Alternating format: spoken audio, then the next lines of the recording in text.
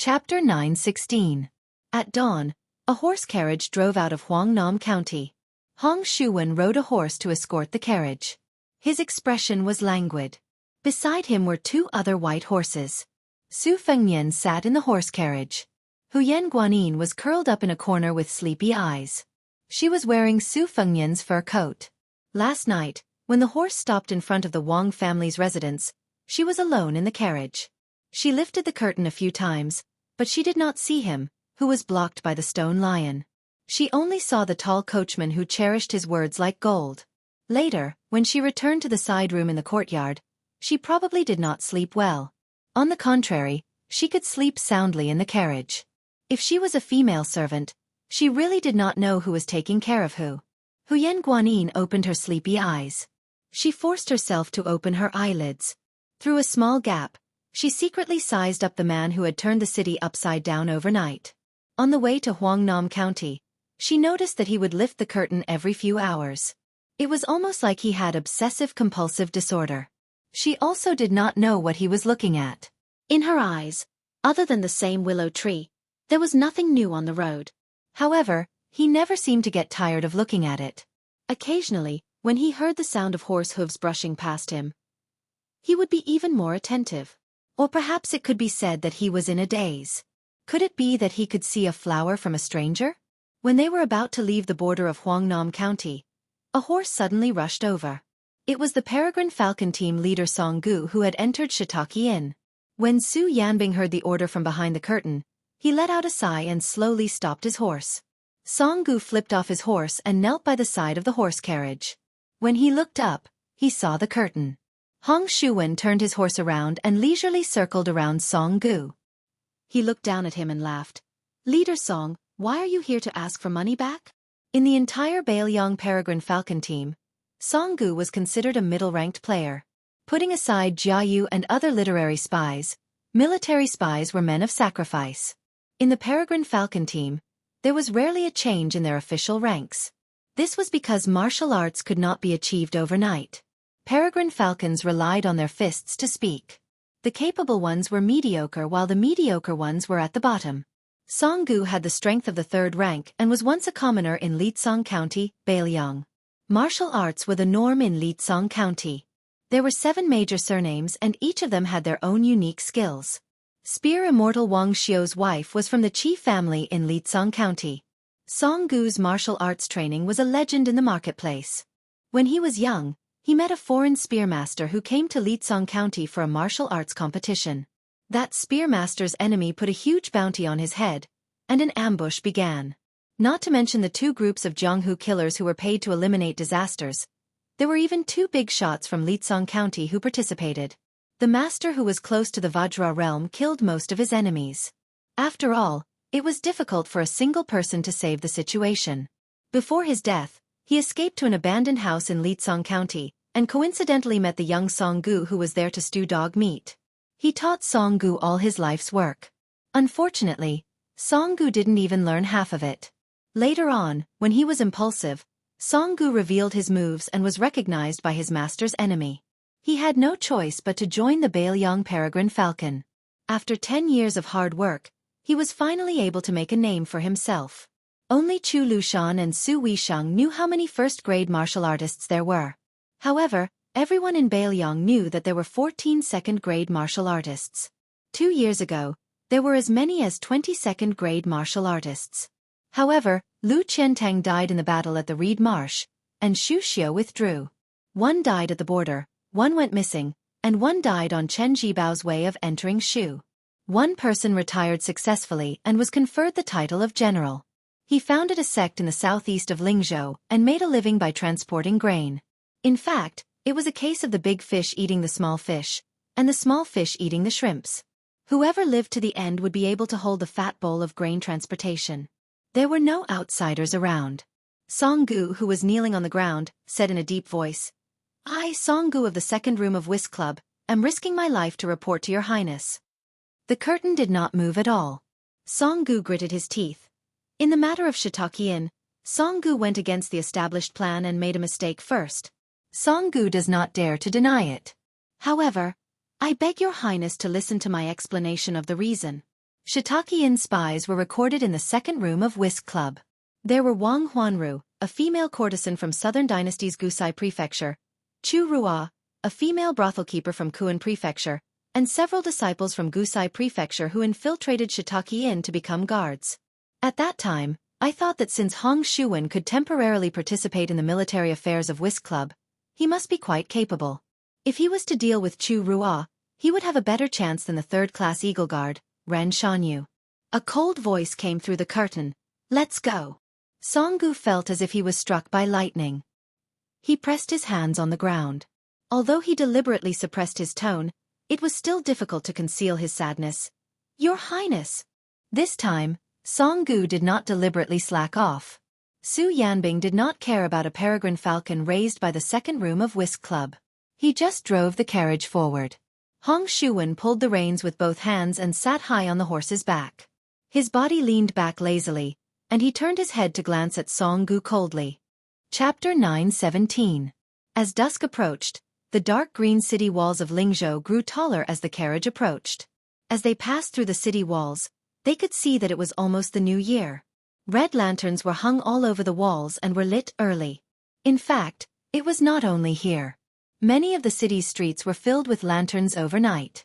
It was hard to imagine that this was the handiwork of the administrator, Li Gongda. It was said that the officials and odd-job workers of the various yamens were complaining. They were all silently cursing him for being the administrator, yet he still had to flatter a general of Lingzhou who was besieged on all sides. However, when the people of the city went out, their faces were filled with joy. Su Fengnian had the carriage stop at a bustling crossroad. He picked a restaurant and said that everyone would be having dinner outside. The restaurant was overcrowded. The group finally managed to find 2 empty tables on the first floor.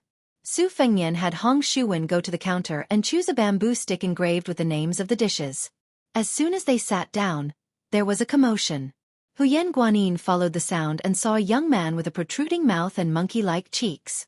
She did not look any further. Instead, it was Su Fengnian who turned around and sat on the bench. He looked over with a smile. The skinny monkey-like man had one leg on the bench.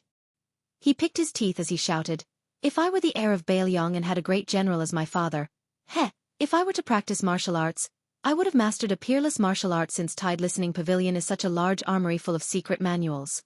There are also countless masters. I would have easily mastered the top 10. If I were to lead an army, I could just casually bring a few 100,000 cavalry. I won't brag about killing all the northern barbarians in one breath.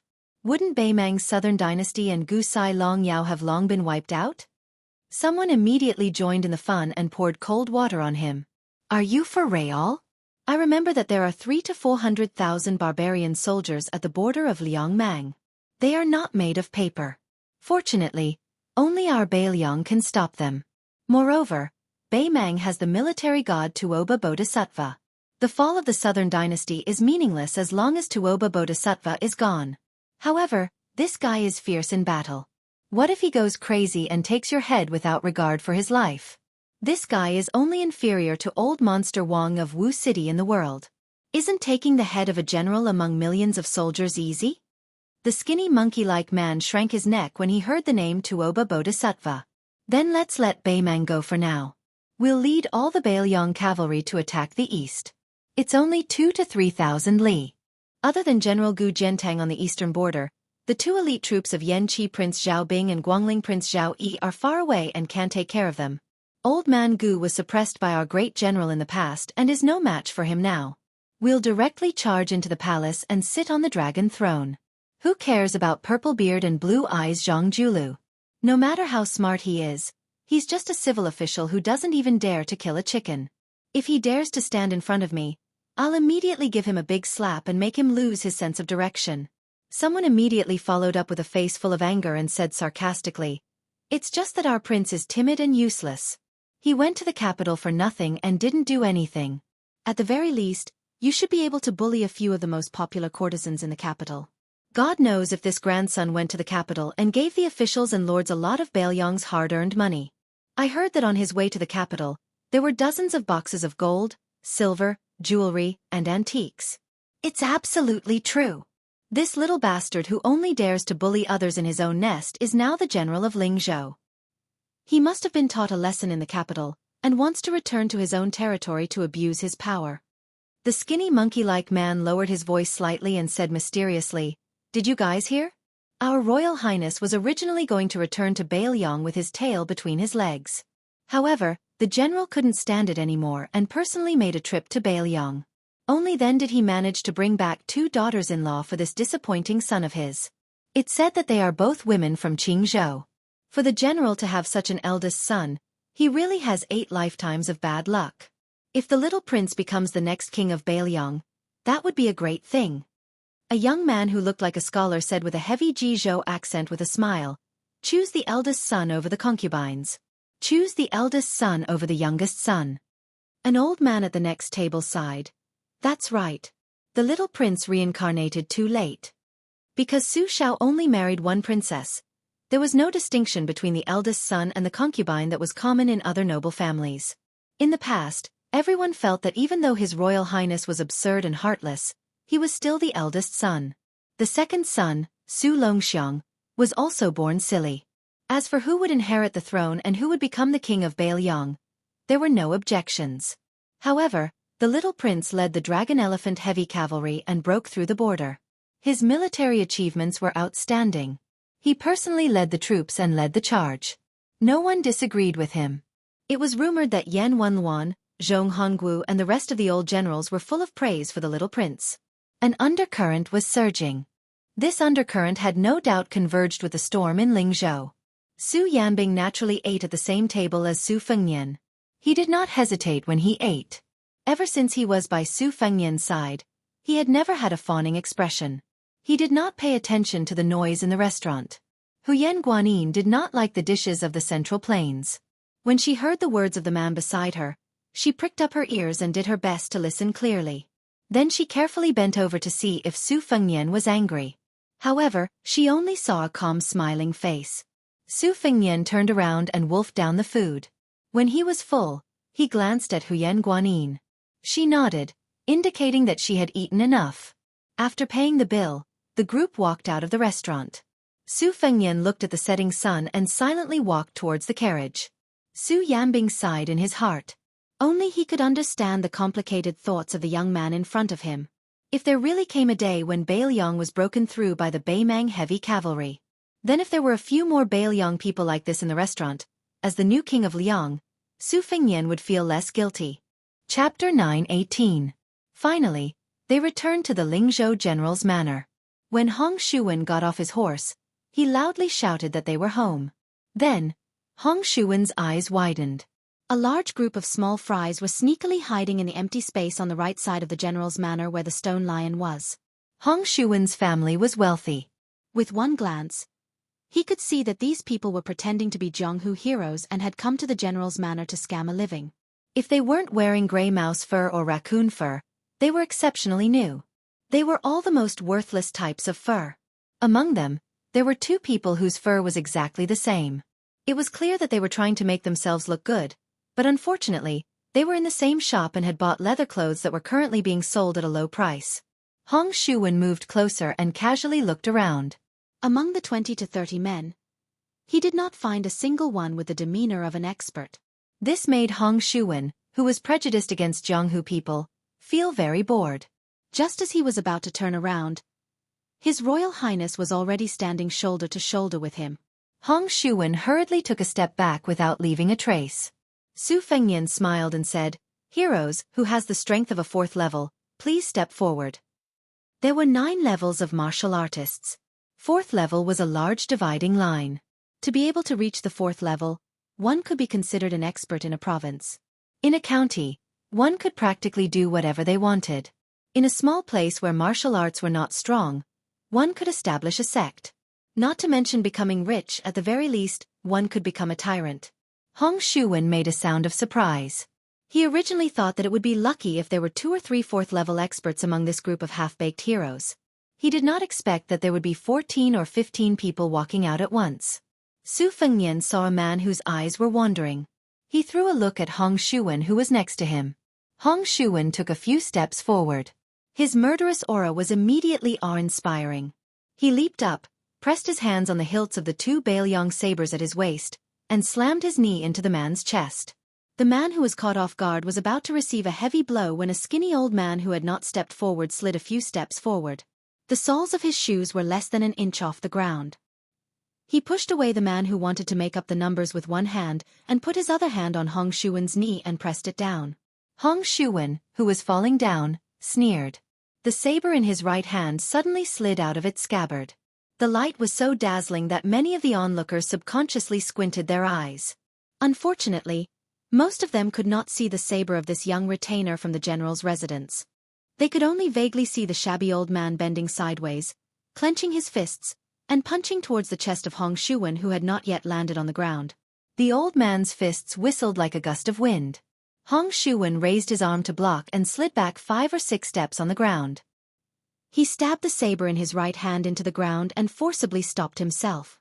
Shaking his left wrist, Hong Shuwen turned his head to look at His Royal Highness with a smile. His eyes were asking if he could use his full strength. Su Fengnian shook his head and smiled. Other than this old gentleman, who else is a third-level expert? Step forward openly. Bailiang said that I like to kidnap women. Since none of you are as pretty as flowers and jade, there is no need to worry. A few fourth-level experts in their prime grinned. His Royal Highness was a straightforward person. Some of the men who had tried to bluff their way through also took a few steps back. Other than the old man from the Yong family from Lietsong County, who was proficient in long fists and cannons, there were 2 other tall and sturdy men who were skilled in external martial arts. They stepped forward and announced themselves. Su Fengnian nodded with a smile in his eyes. Then, he gently raised his chin and called out to the crowd behind him. "Brother, you clearly have the strength of a second-level expert. Since you are already here, why are you not willing to show yourself? Could it be that you want me to open the door for you before you are willing to come in?"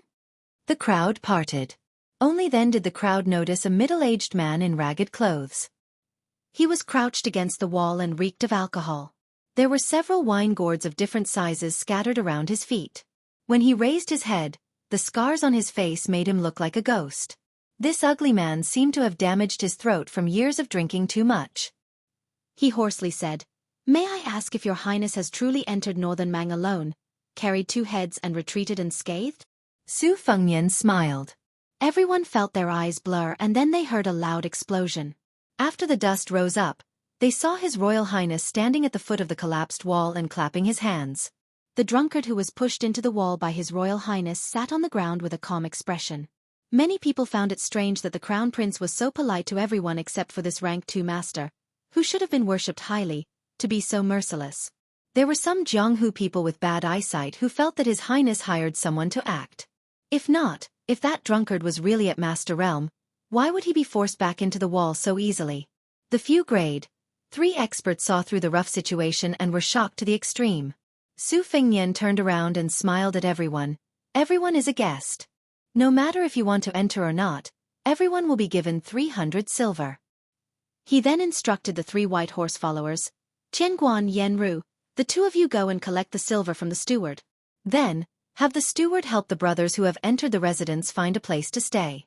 Shuwen, later on, take the righteous men to find the best restaurant in the city for a meal. If you spend too little money, I will not forgive you. The men who weren't able to enter the Lingzhou general's manor looked at the people who entered and were filled with envy. Su Fengnian wasn't in a rush to leave. He just stood on the streets and chatted with these people who weren't even grade 4. He asked them where they were from, what sect they were from, and whether or not they were planning to join the army. Regardless of whether these people had slandered Su Fengnian in private in the past, when His Highness was standing in front of them, they all felt uneasy. Those who were lucky enough to speak 2 or 3 sentences in front of them almost blushed. They were extremely flattered. The gray-haired young man in front of them was the future local emperor of Northern Liang. He had hundreds of thousands of soldiers in his hands. When he talked about it with his family members, especially his brothers in the underworld, they would be so shocked that their eyeballs would fall to the ground. Some people couldn't help but be confused. They all said that His Royal Highness was not just tyrannical in Bailiang. In reality, he was tyrannical everywhere. For example, on the Guangling River, he relied on the old sword god to fight against the thousands of cavalry of Prince Guangling Zhao Yi. Such a high and mighty figure. Why did they feel that he did not put on any airs when chatting with them? On the contrary, he was unbelievably amiable and approachable. If they did not think about his illustrious identity and his outstanding appearance, just based on his attire and manner of speech, it seemed that he was not much different from a well-off scholar from a small county. A group of carriages and horses that could be said to be extravagant rushed towards the Lingzhou general's manor. This made the gatekeeper of the administrator's manor, who was already prepared to welcome important guests, feel a bit depressed. Coincidentally, someone lifted the curtain and looked toward the Li manor. The gatekeeper looked over and shivered. He slapped his head and quickly ran toward the back of the manor. Damn, the mortal enemy that had fought with his master for half his life in Huangnam County had actually appeared in the capital of Lingzhou. In the past, when the officials of the 6th rank and above in the 7 counties of Lingzhou needed to rush to the administrator's manor to discuss important matters, the person sitting in the carriage would always use illness as an excuse to not come out. Su Fengnian heard the unusually loud sound of horse hooves and turned his head. Seeing the 3 carriages in a row, he understood. In the end, he told the good men of the Jianghu, who were not able to become retainers of the Lingzhou general's manor. The general idea was that there were 2 paths they could take. One was to join the army. As long as they passed the test, it would be easy for them to become a squad leader. The other path was even easier. The various yamens of Lingzhou were in urgent need of a large number of Jianghu men with great martial arts. They would come out of the mountains to temporarily take up a position that was not considered to be an official. It was similar to the military and penal departments that were directly under the jurisdiction of the county magistrate. It could be considered getting rid of evil and bringing peace to the people. In the future, as long as they had some achievements and showed real merit, the Lingzhou government would definitely give them priority in promoting them. When everyone heard that it was only the Lingzhou government that wanted them and not going to the border to fight for their lives, they felt relieved. Many of the men who were passionate about fame all had smiles on their faces. They looked at each other and saw the eagerness in each other's eyes. After Su Fengnian calmly finished talking about the important matters, he smiled and told them to eat and drink well. Furthermore, if they really became part of the Lingzhou government in the future, they were welcome to be guests in the general's manor. Su Fengnian turned around and slowly walked towards the 3 carriages. After the owners of the carriages walked down, they all walked faster. When they were 5 steps away, the 3 scholars of different ages knelt down at the same time. Huangnam County's Wang Shihua greets His Royal Highness. Huangnam County's Wang Zhenlu greets His Royal Highness. Huangnam County's Wang Lufting greets His Royal Highness. Chapter 919. The 3 of them were the current masters of Huangnam County's Water Classics Wang clan, Spiritual Su of Gojouzian clan, and Zijin Wang clan. Wang Shihua was Wang Yunshu's father, the current merit officer of Huangnam County. He had an elegant temperament and had the style of an ancient sage. The Water Classics Wang clan was famous for having a rich collection of books. The famous scholars in the clan were especially good at exegesis and annotations.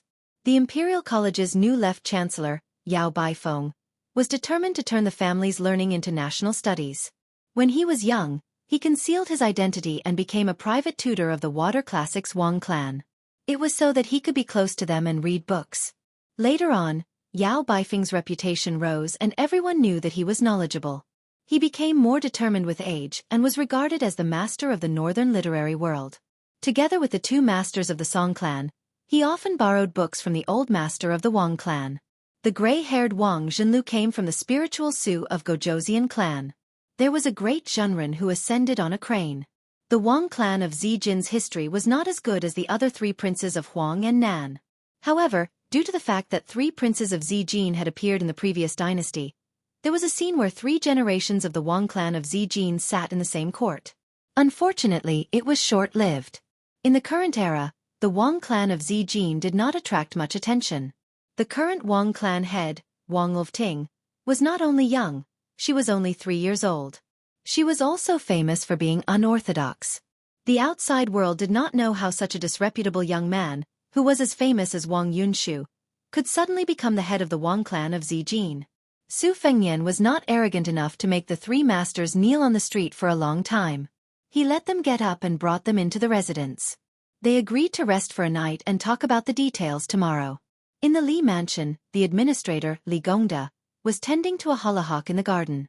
When he heard the steward say that Wang Shihua had gone to the general's mansion to see the crown prince, along with the old and frail Wang Zhenlu and the immature Wang Luding, Li Gongda's face darkened. He sneered and said, "Old he, don't you think some people are strange?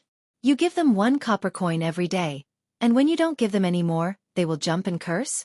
You slap them every day, and when you stop, they will be grateful. Others say that Huangnam County has produced 4 princes and that it is a blessed land with good feng shui. However, in my opinion, this Huangnam County is a place full of white-eyed wolves. They only remember the beatings and not the good. I have only been gone for a year, and they have already begun to forget favors. If I did not pave the way and build bridges for them back then, how would they be where they are today? Let's not talk about the other 3 families. Let's talk about the Wang clan of Longi. It is true that I have used them to achieve a meteoric rise, but what I have returned to Longi over the years is more than what they gave me back then. Father-in-law waited until I became the governor of Fengzhou before he was willing to eat his first New Year's Eve dinner with me. A son-in-law from a humble family. Now, he is begging to bring his family to this residence so that 5 generations can live under the same roof. The steward surnamed he was scared into silence by the master's words. In the past, he had been a servant of the Wang clan. Later, because Li Gongda had not yet achieved meteoric success, he was the only small steward who had invited the son-in-law of the Wang clan to drink. Even steward he himself could not believe that Li Gongda would reach the position he had today. Back in Huangnam County, Li Gongda was not accomplished in literature or martial arts. He was looked down upon by countless people. To put it bluntly, even the female servants and coachmen did not look him in the eye. The reason why steward he had taken the initiative to invite Li Gongda to drink wine was because he had received an unexpected reward. After searching through the entire Wang clan, he felt that only Li Gongda was suitable for him to brag about and also be able to invite him. Later on, when one person achieved the Tao, even his chickens and dogs rose to the heavens. Steward he became one of the earliest elders of the Li clan. At first, he purely thought that the master would take revenge for the smallest grievance and repay the kindness of a drop of water. Later on, he realized that it was not that simple. The master wanted the Wang clan members who had looked down on him in the past to regret their actions. In reality, the master did not view him, He Chong, in a new light. Li Gongda had sent people to expose and impeach Song Yan regarding the matter of the obscene sacrifice. Li Fuzhen had personally gone to the Huangnam County governor's manor. He wanted his daughter to be honest with Song Yan on his behalf in order to maintain their relationship. Li Gongda originally believed that Song Yan would understand his good intentions. Of course, he also had the intention of knocking Song Yan down. If Wang Shihua became the Huangnam County governor, Li Gongda, who was about to lose the Lingzhou provincial governor, did not want to implicate the Li clan's backyard in Huangnam County. However, his daughter did not have much experience in politics, but Li Gongda predicted that she would definitely bring Guofufeng along to Huangnam County to meet Song Yan and Song Huangmei. With him personally negotiating, it was better than his muddle-headed daughter doing bad things out of good intentions. Also, Li Gongda already knew that many of his students, who were familiar with the dog hole, had begun to flirt with Guofufeng. This young man looked shrewd, but he was actually impatient. Li Gongda also wanted Song Yan to give him the cold shoulder so that Guofufeng would know that if he truly wanted to enter the Li clan's circle, he would not be able to put in enough effort. The hearts of parents in the world were really pitiful.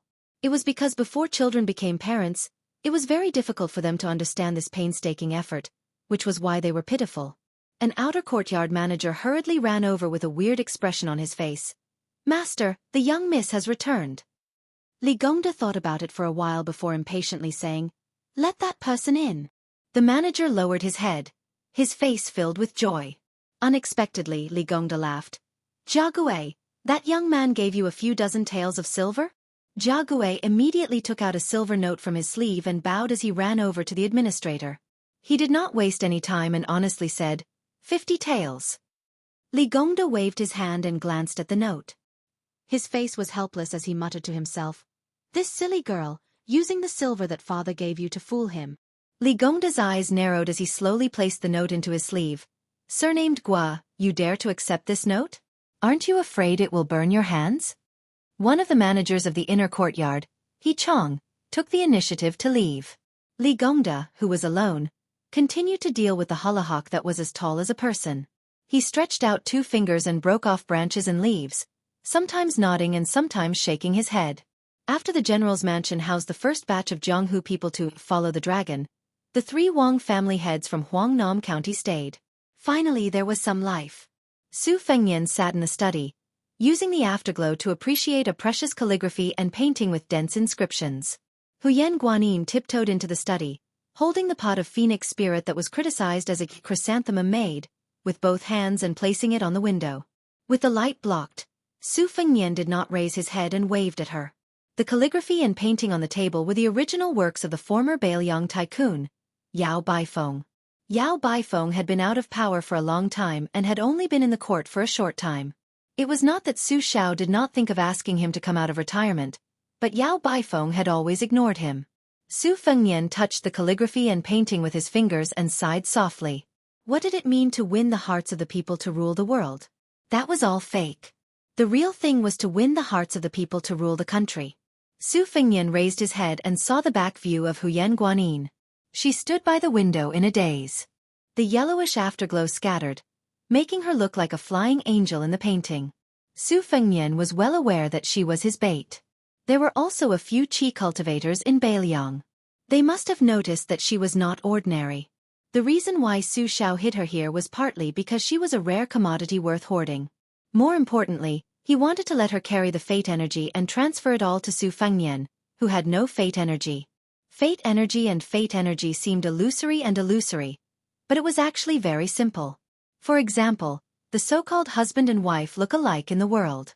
That was the result of a married couple living together day and night and complementing each other's fate energy. Huyen Guanyin was often listless. Other than the surface feeling that she was not acclimatized to the environment, the root of it was because her abundant fate energy was stolen by Su Fengnian. Su Fengnian kept the scroll and mocked himself. It's hard to guard against a thief in the family. As for those Jianghu people who took the initiative to rely on the Lingzhou general's manor, whether or not there were loyalist spies outside of northern Liang, Su Fengnian had plenty of methods to expose their identities and make them wish they were dead. Huyen Guanyin exclaimed. Su Fengnian raised his arm to stop a messenger falcon. The contents of the secret letter caused Su Fengnian's pupils to suddenly contract. The Lu family in Qingzhou had encountered an assassination attempt. Just to protect Lu Changyan, 4 of the first-class falcons of the Fushui Society had died. The Taming Cloud Inn, which had been in charge of setting up the situation in Qingzhou, had suffered even greater losses. Almost all of its elites had died. Obviously, Li Yang and Beimang did not want to see the Lu family in Qingzhou and the Su family become in-laws and then take root in Bailiang. As long as Lu Chengyan, who had the potential to become the consort of the king of Bailiang, died, the Lu family would completely give up on the idea of changing owners. As for which party was willing to sacrifice everything to prevent the Lu family from dying, the secret letter only said that it was unclear. Su Fengnian lit a thick red candle and burned the secret letter inch by inch to ashes. A breeze blew through the window. The candlelight flickered and scattered the ashes. Huyen Guanyin saw that the letter had long been burned, but he still maintained his attentive posture of 2 fingers close to the candle flame. Su Fengnian flicked his fingers and walked to Huyen Guanyin's side. His eyes were obscure and difficult to understand. He gently looked at a raised eave of the administrator's residence.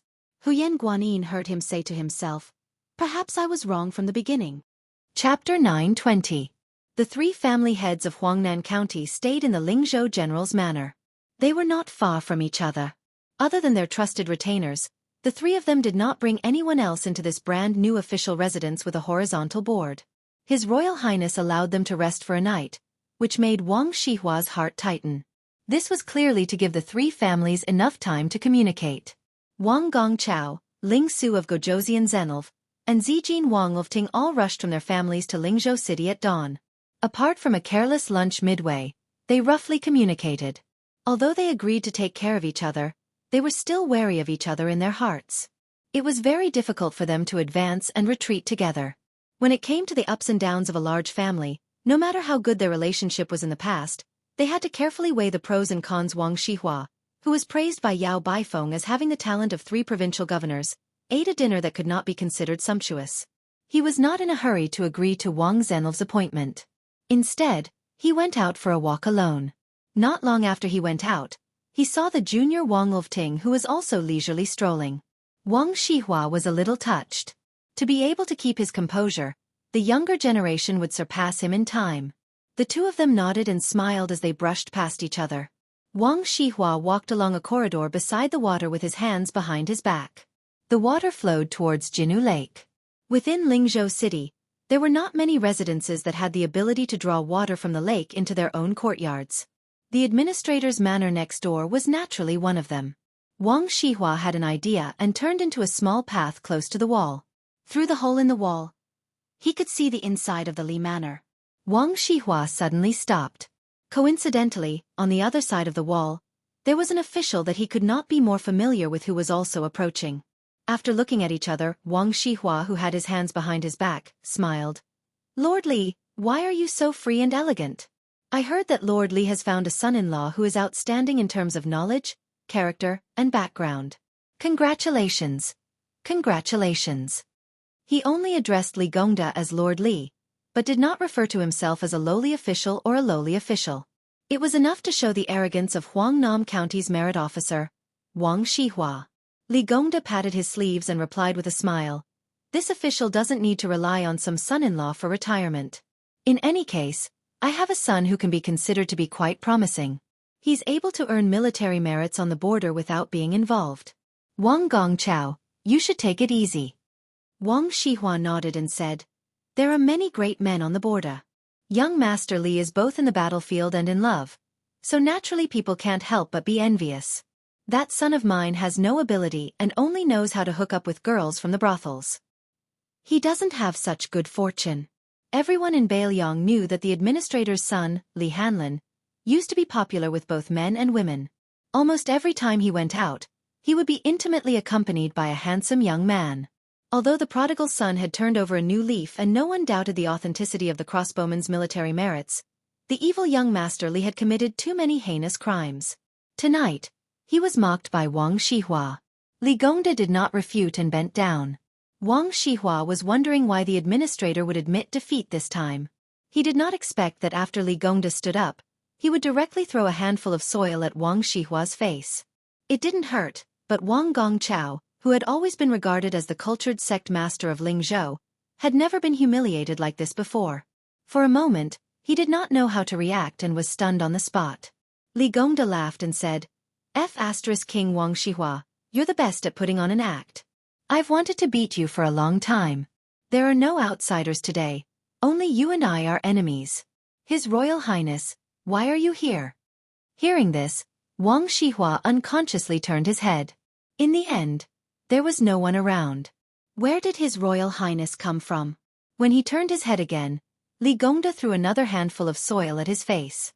Wang Shihua was unable to restrain his anger. He pointed a finger and scolded angrily, "Li Gongda, the three immortals of virtue and speech. As an important official on the battlefield, ask yourself honestly, is there any one of them? You've really tarnished the word merit and virtue. You're a cautious and fierce person. Do you really think you can die of old age?" Li Gongda carelessly rubbed his nose and then pointed a finger at the top of his head. He said disdainfully, "Everyone respectfully calls you Third Governor Wang." 3 governors. Isn't that the size of the official hat on my head? Don't talk big in front of me. Just tell me who's the highest official today, and who's the one who made you not take a single step forward all these years and obediently become a county's merit officer." Wang Shihua sneered and said, "Talking to you about passing on the torch, talking to you about the seeds of learning, is simply playing the lute to a cow." Li Gongda chuckled and said in a low voice, "We're like chickens talking to ducks. In the end, we're still the same kind of people. Let's not laugh at each other. Wait until you become the second Yao Baifeng one day, then you'll have the qualifications to talk to me about learning and merit." Wang Shihua flew into a rage and said, "Li Gongda, who's the same kind of person as you?" Li Gongda raised his hand. Wang Shihua, who had suffered twice, immediately dodged. Only then did he realize that there was no soil in the administrator's hand. Li Gongda said that playing with Wang Shihua was as easy as playing with a monkey and left. Logically speaking, Li Gongda, who had returned with a great victory, should be proud of himself. However, Li Gongda, who was flushed with success in Bailiang, did not have the expected jubilation. Instead, his face was as gloomy as water. Wang Shihua's expression was uncertain at first. However, when Li Gongda's figure disappeared into the distance, the corner of Wang Gongcao's mouth quietly curled up. There was no longer any trace of anger. He said softly, Li Gongchao, let's see how long you can run rampant." Su Fengmian received the second secret letter of the day. It came from an old turtle in Lingzhou. Even Su Fengnian did not expect it to be a level 4 Jianghu hero who had entered the Lingzhou general's mansion. It turned out that before everyone gathered at the door, the Lingzhou peregrine falcon had obtained the background of most of the people. Some were rough, some were detailed. The only thing missing was the drunkard who had appeared out of nowhere. It was probably because the foreign spy also felt that swaggering into the mansion was too suicidal. No one in the secret letter was suspected of being a spy. Most of them were Jianghu people who had criminal records in the government. This was not strange. In Jianghu, it was impossible to become famous without killing or being killed. Su Fengnian was carefully reading the secret letter in the study. The turtle, nicknamed Yama's knife, was kneeling on the cold floor. He did not move at all. Su Fengnian put down the secret letter and closed his eyes. After a long silence, he opened his eyes and said to the person, "You don't have to worry about the drunkard. However, have Chu Lushan immediately investigate the level 4 Lu Bozong and the level 3 Sun Chun. The backgrounds of these two people are too clean and too detailed. From birth to practicing martial arts to becoming famous, it seems that there are traces that can be traced. However, the more it is like this, the more uneasy it is. Of the two people, Sun Chun looks older. However, he is only 29 years old. Lu Bozong is 32 years old. They are the two youngest. Although I am not a spy, I know that as long as you are willing to put in the effort, it is easy to get an identity before the age of 15. Then you can train them carefully for more than 10 years. It is almost impossible to leave behind any traces.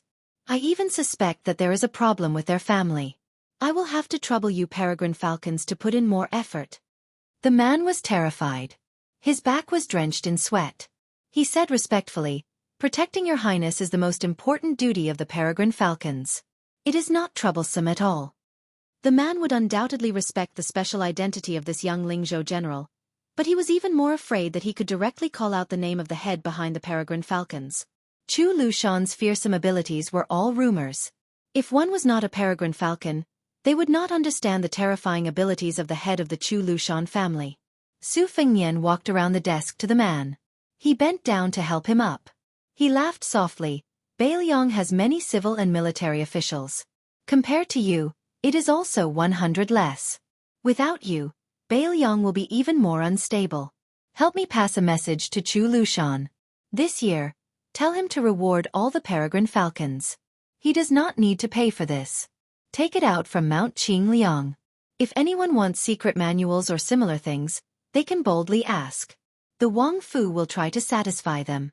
In my opinion, there is nothing in the world that is more valuable than life. Since you have pawned your lives to the Su family, then the Su family has no reason to treat you badly." Chapter 921. After the man stood up, his eyes turned red. He hesitated for a moment, then scratched his head, feeling a little shy. He gathered his courage and said, "I'm from Jinzhou, only 300 li away from the general's and your highness's hometown. However, I left Liaodong 6 or 7 years later than the general. I once mingled in another army, but I committed a crime and had no choice but to follow the general. All these years, I've been working for General Chu, and I haven't made any contributions.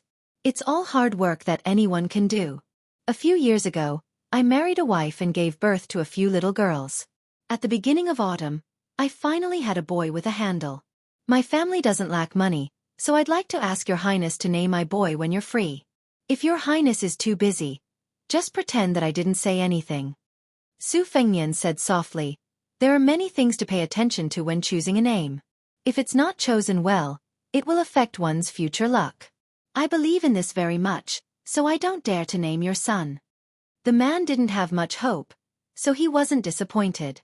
Su Fengnian suddenly smiled and said, "But Su Xiao doesn't believe in this. When I go to Liangzhou, I'll ask Su Xiao to name your son. If it's not chosen well, or if it's unpleasant, you can use it as a nickname." The man was about to kneel again, but Su Fengnian grabbed his arm and said helplessly, "All right, even if you kneel a few more times, I can't ask for a few more names for your son. Besides, your son doesn't need them. Names aren't money, so the more the better." The man smiled shyly. He no longer had his original shrewdness and caution, but rather a sincere and honest look. "After you leave, send a message to Su Beiji in Longqing County and ask him to come to the general's mansion." After saying this, Su Fengnian walked to the window. The man, who was full of joy, didn't disturb His Royal Highness's thoughts and silently left the study. Su Fengnian gazed at the pot of impatience balsamine that Huyen Guanyin had sacrificed to bring over. The strength of Liang lay in the fact that after the unification of the Central Plains, the Grand Preceptor Sun Shiji, as the head of the civil officials, led a large group of old remnants of West Chu to pledge their allegiance to Liang. The dust had completely settled on the dust of the struggle for orthodoxy in the world. As long as the imperial court was willing to use talents, there was practically an inexhaustible supply. These talents all had their own specialties. Some were focused on writing moral articles and establishing their views. Some were pragmatic and buried in their work to render meritorious service. There were also a large number of people doing dirty and tiring work. If Liang was said to be a fertile land with tens of thousands of mu and qualified to bully customers in the taverns, then Beiliang was a small piece of land. His master, Li Yishan, for so many years, could be said to be a clever housewife who couldn't cook without rice. Su Fengnian used to joke in private. Whether it was with Su Xiao or with his two sisters, he said that even if he could become the emperor, he would rather die than sit in the throne room. This was because he had long known how difficult it was to be in charge of a region. However, when he really began to personally set up the plan, he felt that even if he was the crown prince of Beiliang, if he wanted to do anything, he was still trapped in a square cage. The slightest movement would cause him to run into a wall. This cage was something painstakingly built by the people of each dynasty. Su Fengnian returned to the writing desk and picked up the brush to write down the loosely structured 3 words, "Only tell corpses." Then he added a side note next to the word, "Only tell corpses," completing the word, "weave." Putting down the brush, Su Fengnian put his hands in his sleeves and walked out of the study. He walked aimlessly through the corridors and buildings. At a small pavilion by the water, he bumped into Wang Ting, who was jumping around to warm himself. This fellow, along with Li Hanlin, Wang Yunshu, and a young master who committed crimes in a Mei County, were known as the 4 tyrants of Lingzhou. Not to mention Wang Shihua, who could not be underestimated, but compared to the lifeless Wang Zhenlu, the head of the Su of Gojosian family, Su Fengnian was undoubtedly more interested in this new master of the purple gold Wang family, Wang Ting. Because of the hereditary succession, Beiliang was now in an unavoidable era of turmoil. A new emperor would bring in new officials. Those who should have fallen had already fallen, and those who should have risen had yet to rise.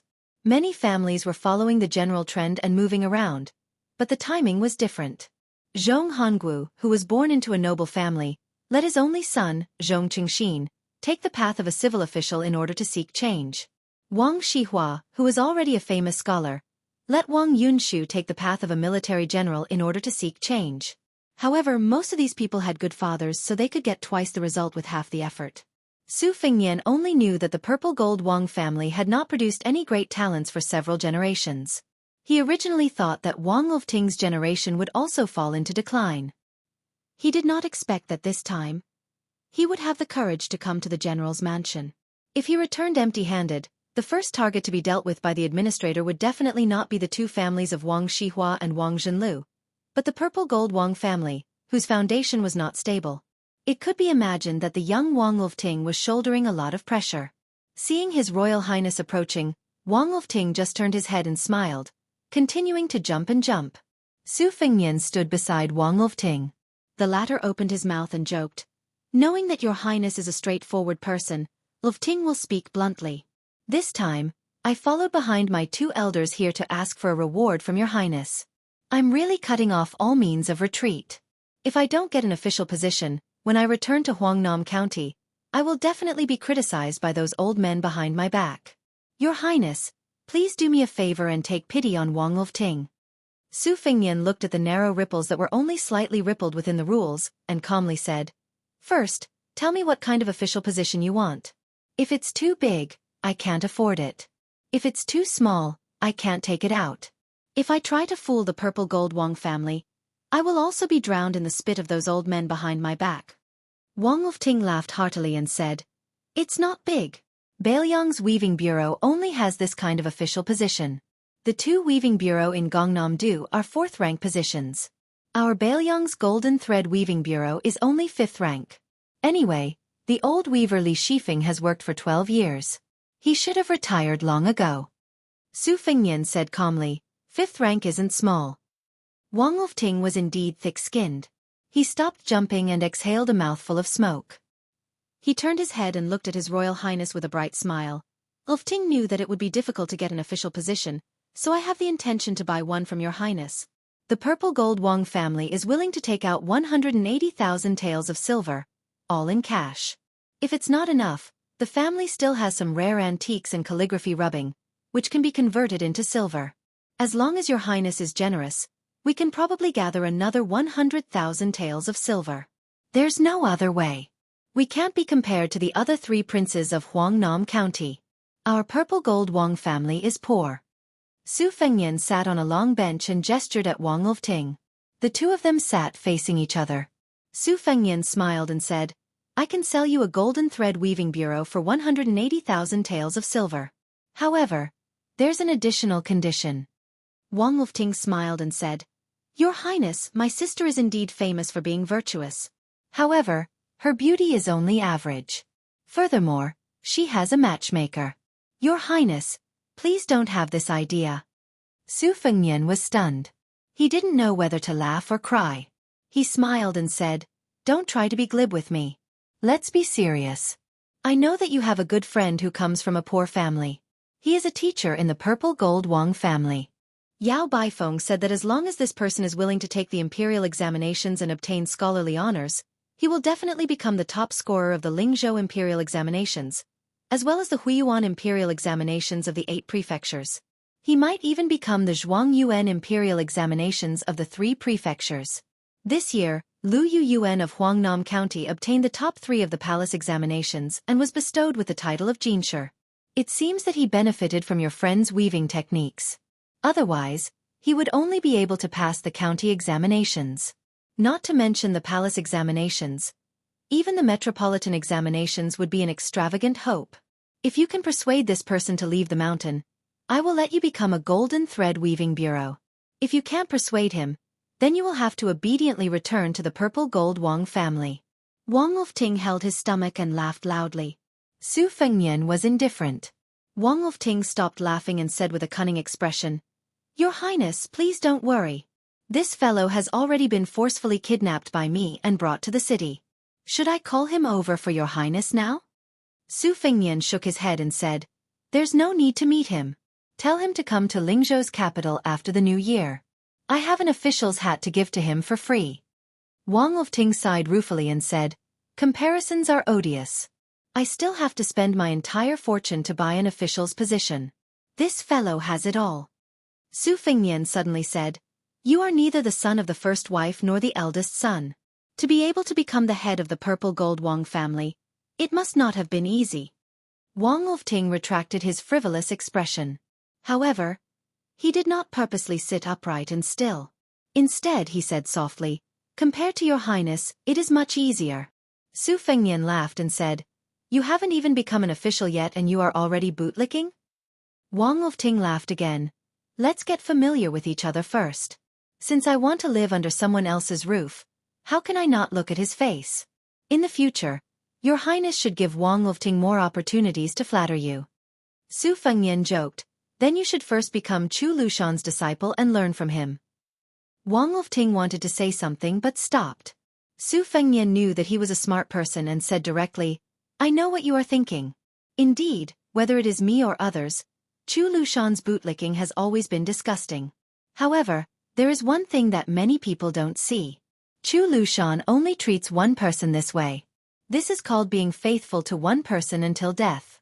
Therefore, he and Administrator Li both. At this point, Su Fengnian paused for a moment and did not continue speaking. He stood up and left directly.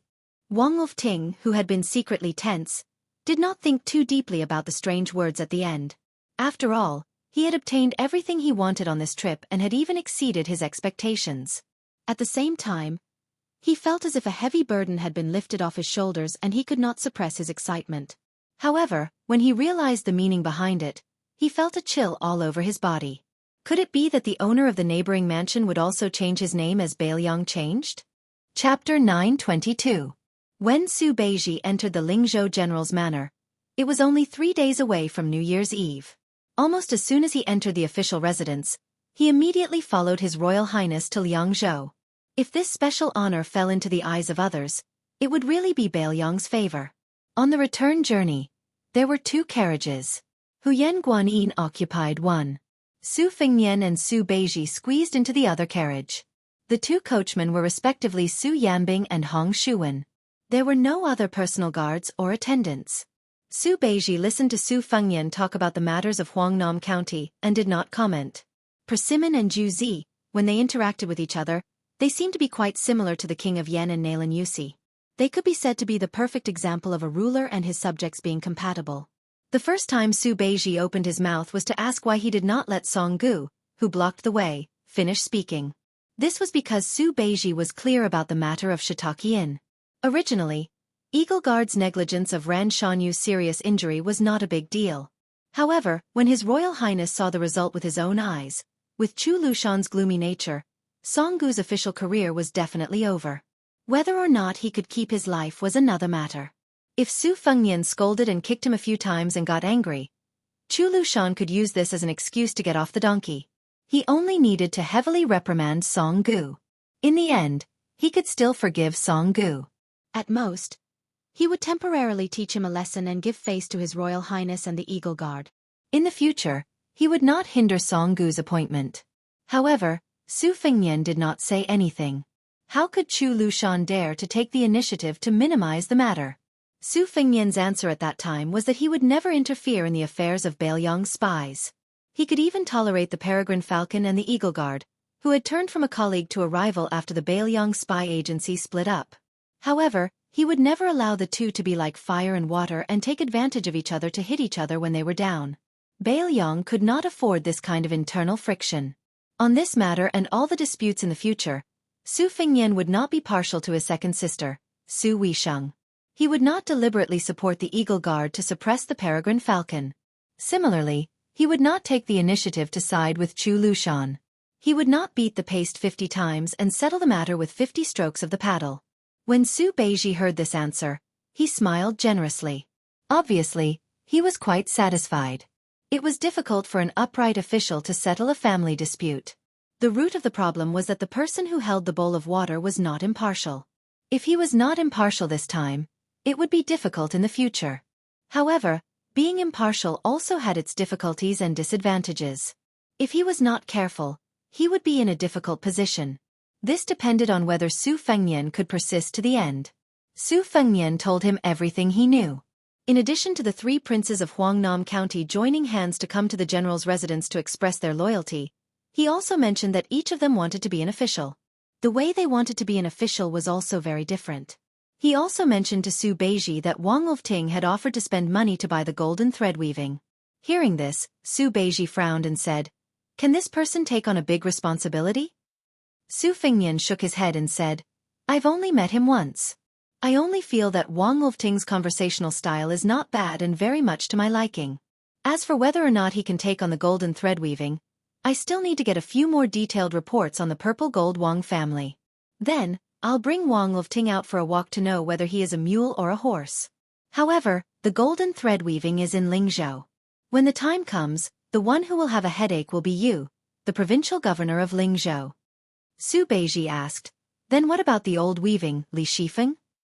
Su Fengnian said shamelessly, "I haven't thought about it yet. Why don't you decide when the time comes?" Su Beiji glared at him. He was probably too lazy to pay attention to His Royal Highness and sank into deep thought alone. Every Dao in the world had a weaving bureau. Even the Baelyong Dao was no exception. On the surface, it was for the imperial family and officials to weave and distribute the silk produced in various places. However, in secret it was very powerful. In the previous dynasty, the weaving bureau had a habit of sending secret reports to the capital every month. It could reach the emperor's desk directly. Passing this kind of information on the courier route was even more careful than normal military information. The king of Jiaodong, Zhao Sui, and the king of Huainan Lu Ying had been severely punished by the emperor several times because of the secret reports from the weaving bureau. Currently, the Liyang imperial court had set up the Dao level. Although the weaving bureau of the various regions had not raised their ranks, all the smart people in the court and in the field were well aware that other than the Jingshi sent out from the capital to impede the vassal kings, these dozen or so low-ranking weaving bureau officials were the most sinister and disgusting. However, Li Shifeng, the Golden Thread Weaving Bureau, which belonged to the Bailiang Dao, was nearly 70 years old and had been mediocre for many years. He had never had any interactions with the king of Bailiang, Su Xiao. He neither took the initiative to flatter nor was he too estranged. Once, there was a twice-yearly half-year discount that was inadvertently intercepted by a group of audacious horse bandits on a post-house road. Only then did people know that this chief weaving official was muddle-headed and bored enough to introduce His Royal Highness antique collection to the Emperor of Bailiang. He listed nearly 40 items and more than 600 pieces in detail. No one could understand why such a muddle-headed old man was allowed to stay in Bailiang and waste the salary of the imperial court. It was said that after the secret report was leaked, Su Xiao, who was still a pillar of the country at that time, laughed heartily when he heard about it. He had people send the same amount of money as the Zhao family's salary to the Golden Thread Weaving Bureau. Over the years, Li Shifeng was not afraid of the emperor's suspicions and received the money every time. However, no matter how much outsiders ridiculed and looked down on this old man, Li Shifeng, the insiders of Bailiang, and even Li Yishan, had carefully analyzed this person's official career and talent. Su Xiao did not send the money to make fun of Li Shifeng's idleness. Instead, he was telling the Golden Thread Weaving Bureau, who was good at analyzing the situation in Bailiang, that he, Su Xiao, had begun to have his eyes on him. Chapter 923.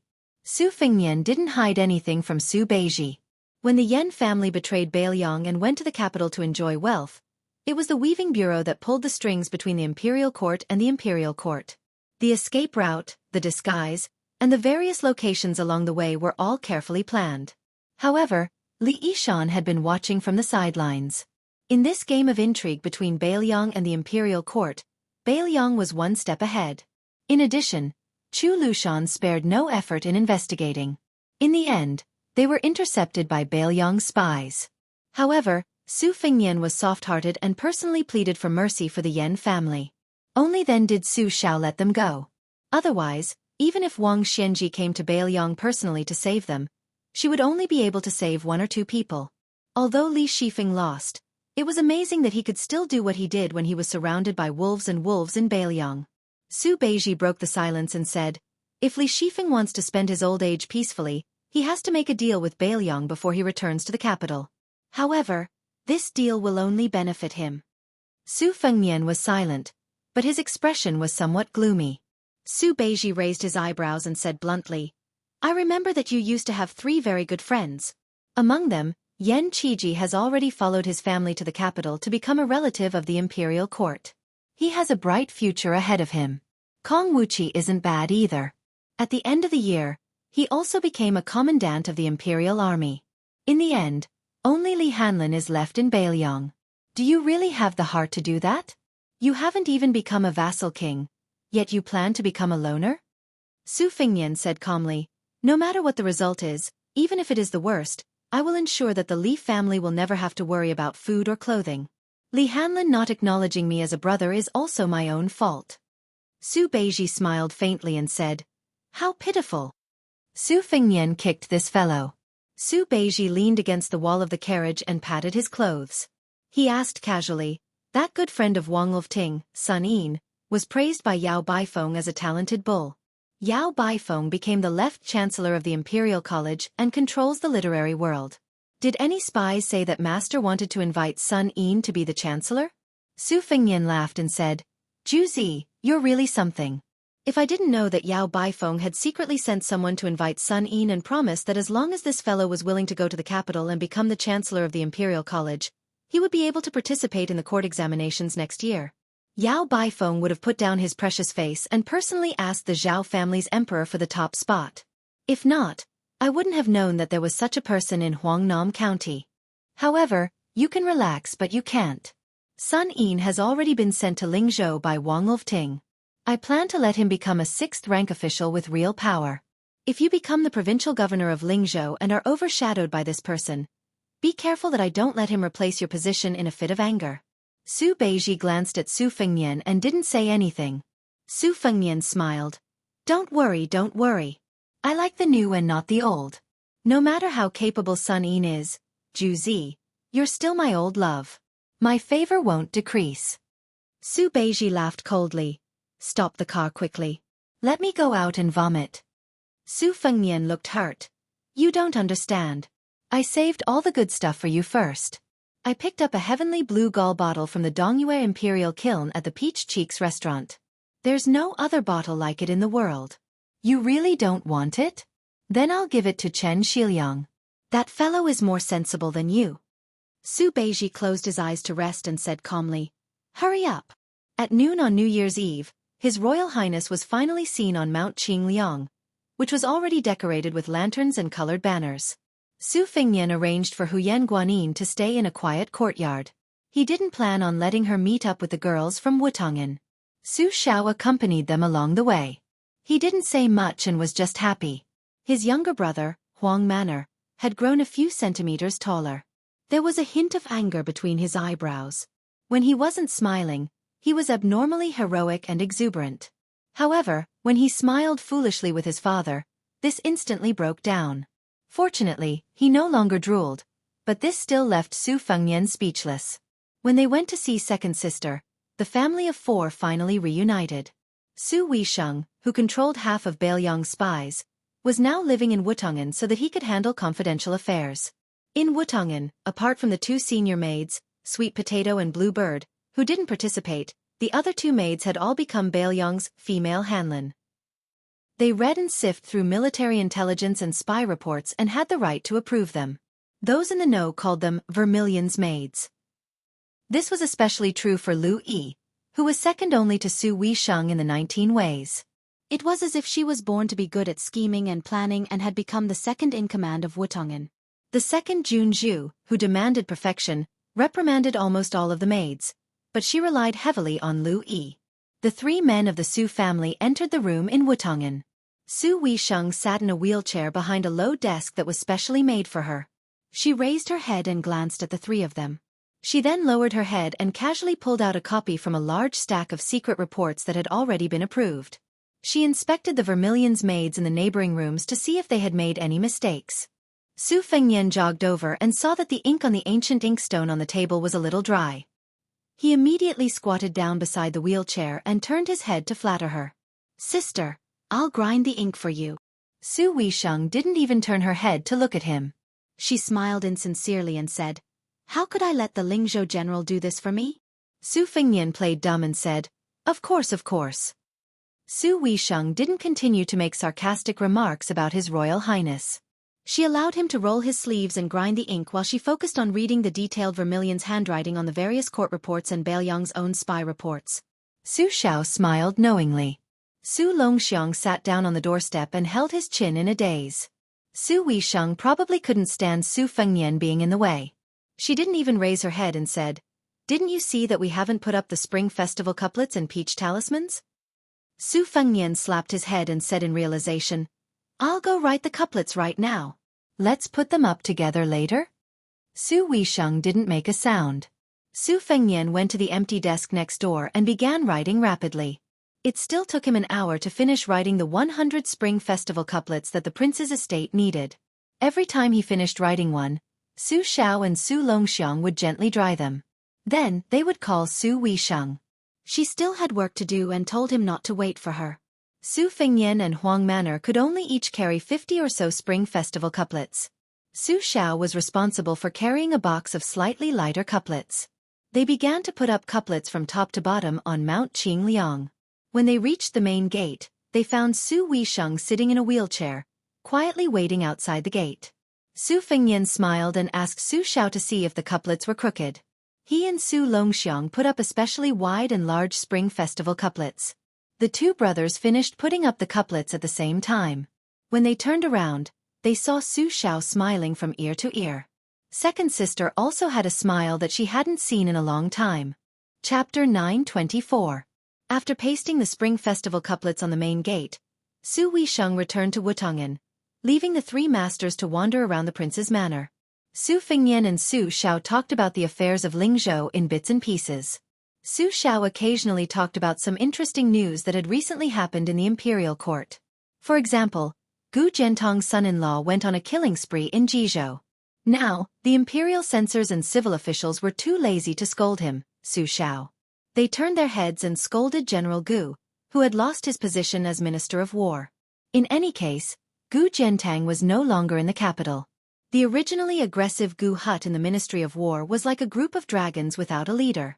Outside of the Censorate and the Ministry of War, the other 5 departments were all jumping around vigorously. This made the members of the Gu faction in the imperial court dejected and very tired of dealing with them.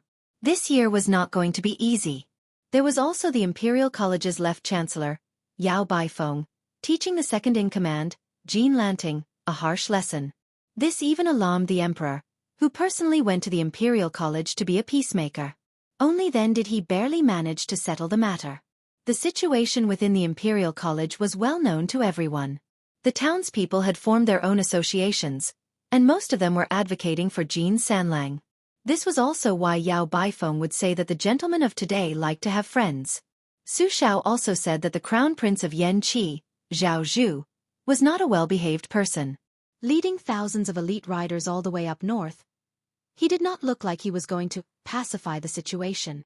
He was clearly busy showing off his strength.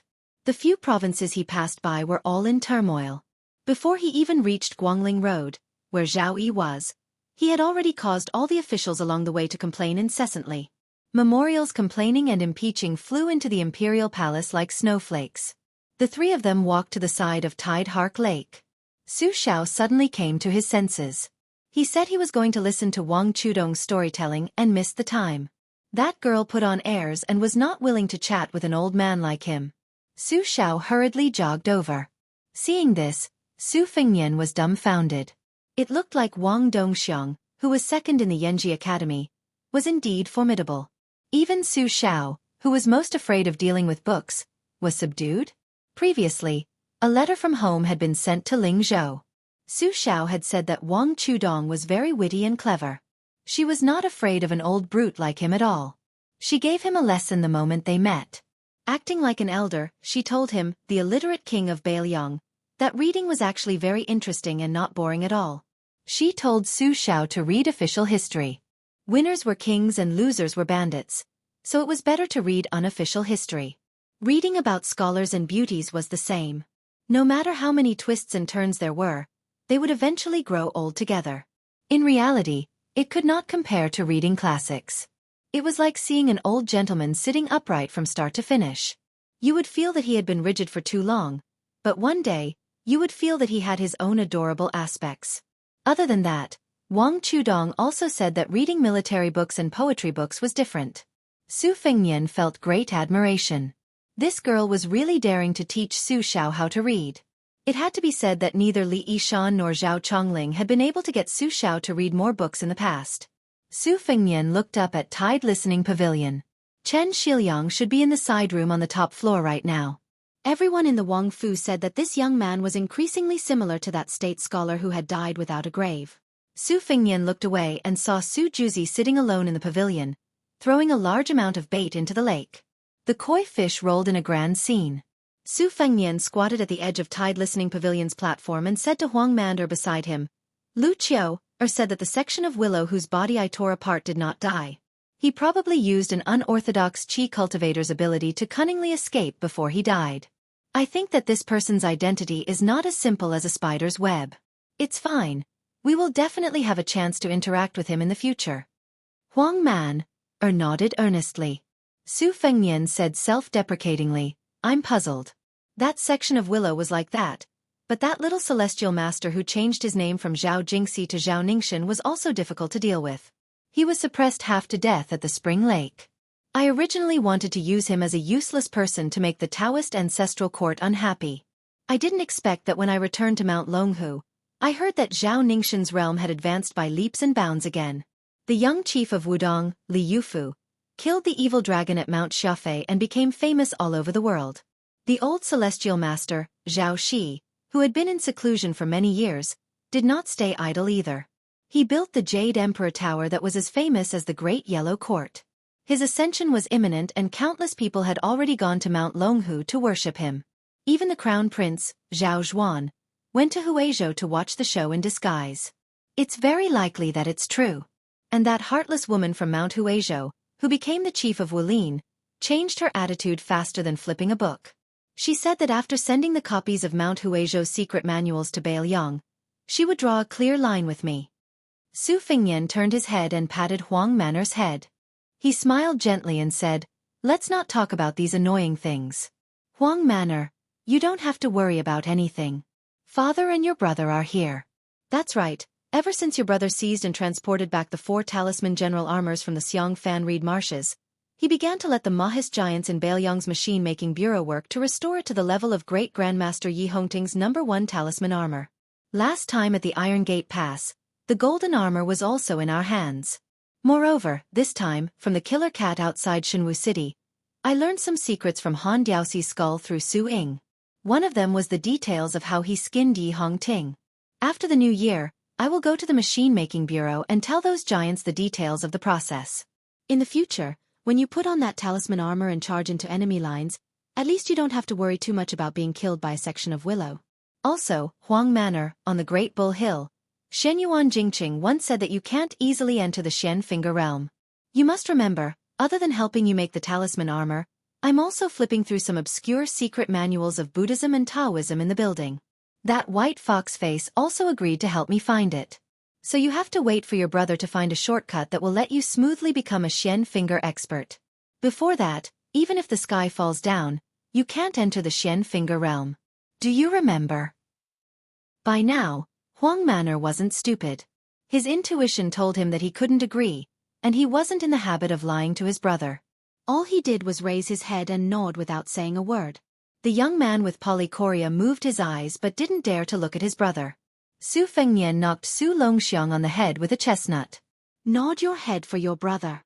Su Longxiang turned his back to Su Fengnian and, for the first time, didn't agree to his brother's request. Su Fengnian tugged at Huang Manor's ear for a long time but couldn't get his Vajra realm brother to turn his head. With a sigh, he let go of his hand and stared blankly at Tide Hark Lake, which had calmed down after Su Beiji's departure. Huang Manor turned around and sat cross-legged on the ground. He reached out and gently stroked his brother's eye-catching grayish-white hair. Su Fengnian narrowed his eyes and gazed into the distance. There were fish in Tide Hark Lake every year, and there was an abundance of Baelyong every year. Su Fengnian lay down slowly and rested the back of his head on his hand. He gazed at the clear sky and fell asleep peacefully. He had never told Su Shao that when he saw his father's silhouette on the Spring God Lake, even though he knew that the silhouette was getting older and hunchbacked with age, he could still see the emperor, Wang Shenji, Zhang Julu, and Yuan Benshi from afar. Su Fengnian wasn't the least bit afraid of these fellows appearing together on the lake. He felt very at ease.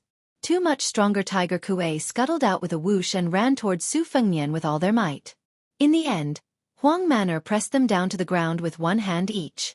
The 2 strange beasts were only a few feet away from Su Fengnian, yet they couldn't escape from Huang Manor's palms.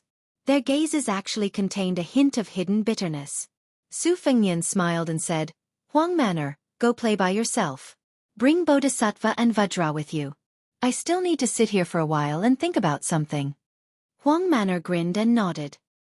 He dragged the 2 tiger kuei with him and ran far away. Huang Manor strolled around. After letting go of the tiger kuei for the first time, the pair of siblings wanted to run back to Tide Listening Pavilion to look for Su Fengnian. However, Huang Manor, who walked as fast as lightning, grabbed their tails. After suffering a few times, they could only follow behind him sickly. He unknowingly arrived outside the walls of Wutong'an. In the end, he found that his father didn't go to listen to the story of that sister-in-law. Instead, he pushed the wheelchair and took his second sister to relax. When Su Shao saw Huang Manor, he waved his hand. When the female tiger kuei called Bodhisattva saw Su Weisheng, she seemed particularly affectionate and lively. Su Shao continued the previous topic and slowly said, "In the future you, as the older sister, have to keep an eye on the matter of Baelyong's official consort. Xiaoyan knows what she's doing. Father isn't just more at ease, he's the most at ease. It's only when it comes to matters of the heart that this child easily disregards the consequences once he falls in. Wei Xiong, it's not that I'm worried about the military and politics of Baelyong being affected. I've worked so hard to build up such a large family business. If in the end, my son can't even afford to squander it, then how am I supposed to be a general? How am I supposed to be the king of Baelyong after the new year? It's just that I'm very afraid that you, my younger brother, will get hurt. I'm a rough man, but I've seen many people come and go. I also know that this kind of invisible injury is more hurtful than a serious injury caused by a knife or arrow. Perhaps you won't be able to recover from it for the rest of your life. Su Weisheng grunted in acknowledgement. Chapter 925. Then there are the future concubines. To be honest, of the two women that have been temporarily decided, Wang Chudong, who is already in the Fu, and Lu Qingyan, who is in Qingzhou, father does like the little girl Wang Chudong more. However, there are different ranks of concubines. Wang Chudong can only be after Lu Qingyan. After all, the Lu family is full of talents. Compared to Wang Linquan, who relied on Chu Lushan to climb to the position of the richest man in Qingzhou, Wang Chudong is definitely more important to Bailiang in the future. Therefore, in the future, if there is a dispute between the two families, as long as it doesn't involve major issues, you have to side with the Lu family. This can be considered father's compensation to Lu Changyan as his daughter-in-law. Because father knows that Xiaoyan may not be able to open her heart to this poor woman in this lifetime. Treating each other with respect only sounds good, but for a married couple who will spend the rest of their lives together, it is actually a kind of suffering. Father has been going to Wang Chudong's place every day to listen to her stories. First, it is interesting. Second, it is an opportunity to let Bailiang know that this girl is the first daughter-in-law that Su Xiao approves of. In the future, if anyone wants to use the Wang family as a stepping stone to curry favor with the Lu family, they have to first consider whether their flattery will backfire. As for Pei Nanwei, father knows that you don't like this Princess Jing-en. You don't have to go against your heart and deliberately interact with her. Just let her be. In this world, there is only the saying that the elder brother is like the father and the elder sister-in-law is like the mother. There is no such thing as the elder sister taking care of the family. The reason why father nags you about this and wants you to bear this thankless responsibility is because father is selfish. He is afraid that Xiaoyan won't have any relatives to take care of her, so you can't marry in this lifetime. Wei Xiong, if you want to resent father, father will accept it. Father is a man who values boys over girls. He dares to take responsibility for his actions. Even when I was living with your mother, even if I had to brace myself, I would still say it so bluntly. Before Jihu was born, he was beaten by your mother. After Jihu was born, he was beaten so badly that it was unbearable to look at. Your mother made father, a rough man who was used to holding swords, spears, and sticks, to carry the child. No matter how much father loved his daughter, he couldn't bear the fact that the child insisted on crying. Your mother was reasonable to everyone, but she was unreasonable to your father. There were several times when I had to attend a military meeting every other day. I went to the tent with a bloody nose and a swollen face, and those bastards laughed at me. There was once an old brother who made a mistake and was personally whipped by father. This guy stared at father's swollen forehead from being whipped by your mother, and even fucking knelt there and laughed foolishly. Father was so angry that he whipped him 50 more times. Later, when father went to apply medicine for his sore wounds, he actually laughed at father and said that no matter how embarrassing he was not as embarrassing as me. This old brother was Chen Jibao's father. Other than his young son, he was the one who led all the Chen family's descendants to their deaths. Father was not the kind of scoundrel who could be so shameless as to give a meritorious official a death-free gold medallion while craftily fabricating a crime of treason. If we said that we would be brothers, then we would be brothers for life. It was father who owed the Chen family first.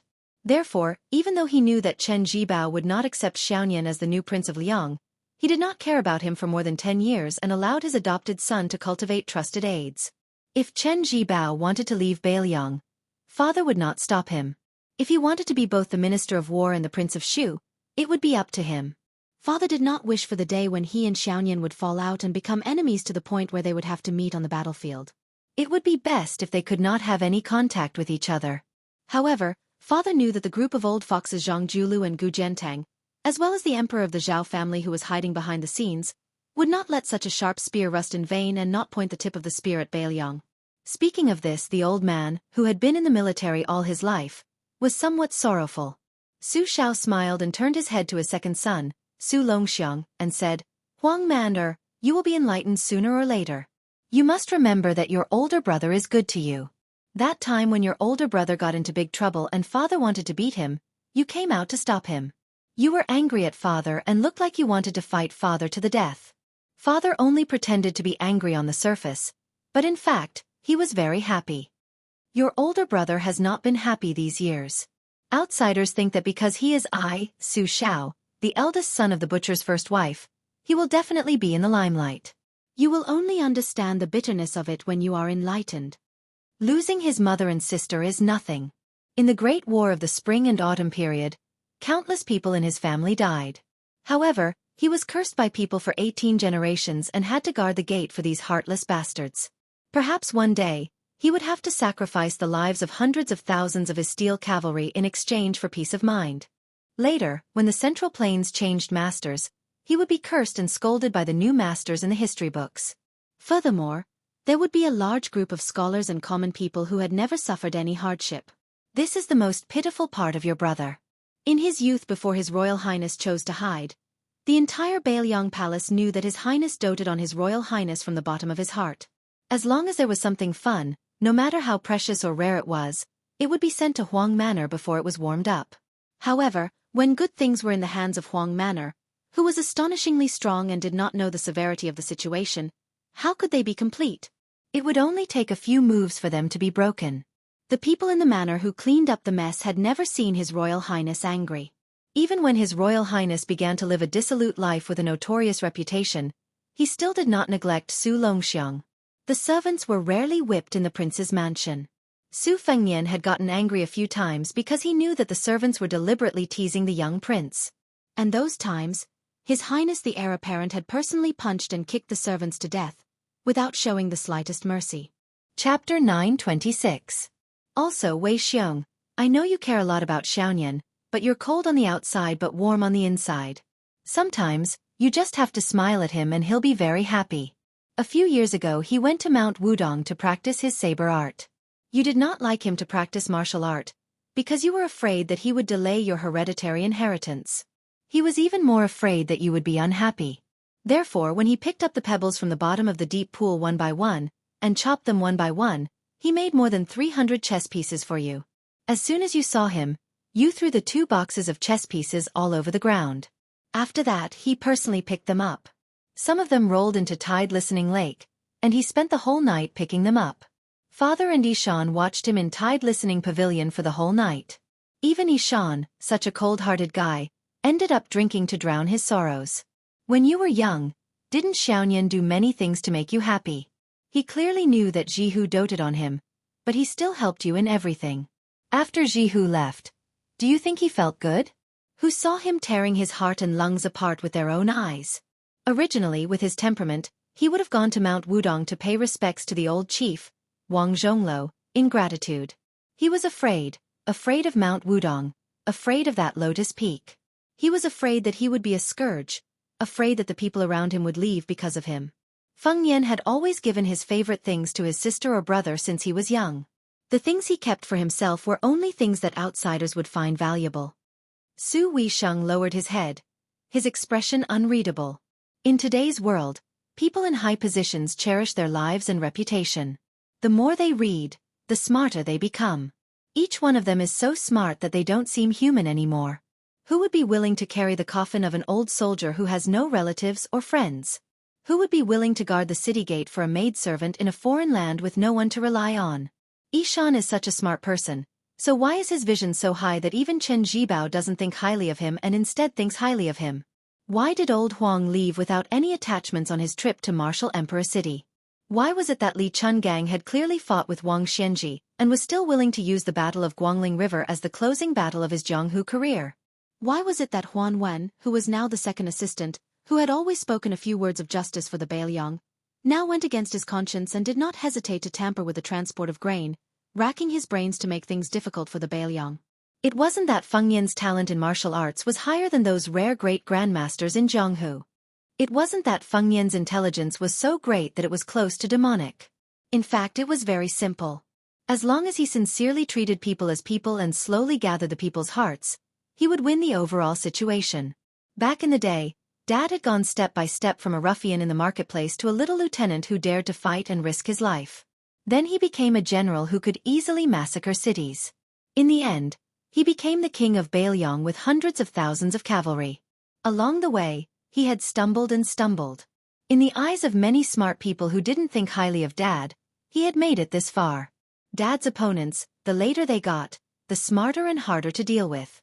But many of these smart people died without understanding why Dad had the last laugh. Dad believed that most of them could only comfort themselves before they closed their eyes that this was the will of the heavens and that Su Xiao's life was too tough. This saying was both correct and incorrect. Dad wasn't very literate, but he knew one thing. If you didn't let anyone down, many people might not understand. Or perhaps they understood but didn't care. They might even treat you like a fool, thinking that they had taken advantage of you. This didn't matter. In the end, there would still be people who would remember. Even if there weren't many people who remembered, they would all be willing to put in effort and then fight to the death. Even if it was 1 against 2, he would still be unrivaled. If he lost, it didn't matter. He could still make a comeback. There were more than 600 memorial tablets below the Tide Listening Pavilion, as well as Feng Yan's old soldiers respectfully sending him off before he entered the capital. All of this was proof. Therefore, Dad was more certain than anyone that the Bailiang in the future would be even more of a headache for Bei Mang than when it was in Dad's hands. When her father was still young, it wasn't that he didn't want to be a stable rich man. That way, he could at least give his children a peaceful life. But Chen Zhibao was good at everything, except that he was too smart. Once a smart person made a mistake, it would be a huge mistake that no one could reverse. Feng Yan was also smart, but he was far better at listening to others than Chen Zhibao. Now that Dad was dead, Chen Zhibao wouldn't put anyone in his eyes, nor would he believe that anyone was qualified to be on equal footing with him. If one day he wanted to become emperor, he wouldn't hesitate to sacrifice all of the Bailiang cavalry to achieve his goal. After Li Yishan's death, Su Xiao didn't even seem to be able to deceive himself and others. At this point, the hunchbacked old man couldn't hide his weariness. He stopped talking and gently reached out to help Huang Man, tidy up his collar. Finally, he said softly, Huang Man, in the future, don't risk your life so easily. If you die and your brother survives, how sad would he be? Dad will tell you, he would be even sadder than if he were alive. But you still have to do more things that can make your brother's life easier. Although your brother was reincarnated into the Su family earlier than you, so he is destined to bear the burden. In the future, in Mount Qingliang, the only man left in the Su family who can talk to him is you. No matter if it's Su Beiji or Chen Shiliang, no matter how loyal they are still not as close as family members. Huang Man, this is the first time your brother left home in a fit of anger to travel the Jianghu. His greatest wish wasn't to become a hero, but to snatch back a great beauty for you. When you went to Mount Longhu, every time you received a letter, your brother, who has a photographic memory, clearly knew that it wasn't written by you, but he still read it over and over again. Wei Sheng, this time when he saw you sitting in a wheelchair, you purposely didn't look at him grinding ink, but Dad saw that his hand was constantly shaking. The old man reached out and patted Su Wei Sheng's head, but didn't say any words of comfort. Su Longxiang clenched his fists tightly, his eyes resolute. The 2 tiger kuei were so frightened that they instantly fled. They paced back and forth in the distance restlessly, not daring to approach the unfamiliar black-clothed youth. The old man slowly walked back to the courtyard. The loquat tree was still green in the winter, but the old man stood alone, all alone. But the old man wasn't sad.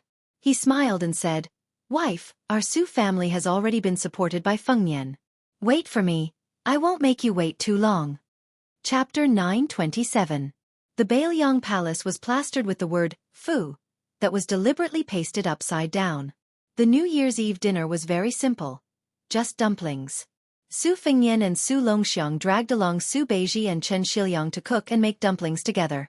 Wang Chudong and the other girls had no place to show their talents. After the meal, Su Fengyan had 2 strategists chat with Su Xiao while he himself went to the deserted mausoleum. When he returned, a large group of people sat in the Wutongan to celebrate the new year. Everyone was happy and harmonious. The vermilion maidservants near the house only had half a day of free time, so they went to the house one after another to read the mountain of intelligence reports. The little girl that Chen Shiliang had brought to Bailiang had already fallen asleep in his arms. Su Fengyan asked him to bring the little girl back to rest first. Chen Shiliang did not insist. Wang Chudong, who loved hibernation the most, was also sitting there and dozing off. Su Fengyan half carried and half supported her as they left the Wutongan. When Su Fengyan returned to the courtyard, Su Wei Sheng had also gone to the house to deal with important military matters. Only Su Beiji, an outsider, was left. Su Xiao, an old fellow who used to be a pillar of the country and a great general of the military, was asking the young man about the level of an official. Su Beiji was not afraid at all. Su Xiao nodded repeatedly in agreement. After Su Fingyan sat down, Zhu Zi had already explained from the lowest level to the highest, from the 19th level to the 16th level. Su Beiji was unable to win against Su Royal Highness, so he could only roughly explain it again. Those who relied on their ancestors to benefit from their glory, lying on the family tree and becoming a low-paid official were called Sun Zi officials. Those who only knew how to bark and never did anything were called toad officials. Those who were vicious and crafty, bullied the weak and feared the strong, lowered their heads when they saw the powerful, and roared when they saw the common people were called dog officials. Those who followed the rules and did not do anything, and were not careless when it came to reaping benefits. However, they did not know how to avoid disaster and were called corpse officials. Su Fingyan smiled and asked what level the Su Li of Lingzhou were at. Su Beiji replied that they were fox officials, and were good at reading people. Su Fingyan asked in reply, "Are those county magistrates and military officers with real power, who instigated Su Li to stir up the evil wind and rain?" Su Beiji smiled and nodded. He also added, "Ghost officials who did all the bad things behind the scenes, but rarely came out." The common people who did not know their background still thought they were officials. Officials were the best officials were the best officials. They could be considered officials who did not know their background, but they were officials who did not know the was. Su Fingyan continued to ask, "Then what level is the governor of Longqing County, Zhongqing at?" Zhongqing is on the 15th floor. In my opinion, there is nothing easier than being an official in the world. Do not be greedy or take advantage of others, and progress step by step. There are aides and officials to give advice and suggestions, and the situation is in order. You can be a shopkeeper who does not do anything, and there is no harm in only caring about the flowers, snow, and moon. Generally speaking, you live in harmony with the common people. Then Huangnam County's merit officer, Wang Shihua? Their government affairs are mediocre, but their reputation is extremely good. They have never been greedy or harmed people. If there is a good government, they will definitely do their best to help. As for the subordinates, they treat the people as if they are their own children. This is also the kind of honest and upright official that ordinary people want the most. This kind of official is on the 16th level. The size of their contributions depends on whether their master is wise or not. The overall situation is clear and the subordinates follow suit. Their official position will naturally rise with the tide. If the situation is dirty, this kind of official can only hang up his crown and leave sooner or later, boasting that he will not bend over for 5 bushels of rice or pick chrysanthemums under the eastern fence. It is not that they do not want to be officials, but that they do not have the ability to turn the tide. They can only take a step back, cherish their reputation, and retreat at the top of the tide. Officials who have left their names in history are all like this. Of course, they have to leave behind a few poems that are popular among the people. In the books, there were many officials who were highly praised by later generations, but in fact, they did not see the big picture. Their actions were of no help to the situation of the world. They were just martyrs seeking favor. If they met a stupid emperor, they would let them succeed. If they met a cunning emperor, especially one who was narrow-minded, as long as they played a little trick, they could make them depressed for the rest of their lives.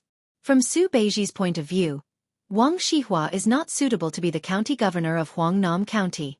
Instead, he is like Huan Wen, who went to the Imperial College, who hides his strength and bides his time. When the time is right, he will be able to amaze the world. What is the position of Song Yan? Who is going to be your assistant in Lingzhou? The 16th level, capable officer. They are not very good at seeking fame, but their methods of currying favor in the officialdom are not bad.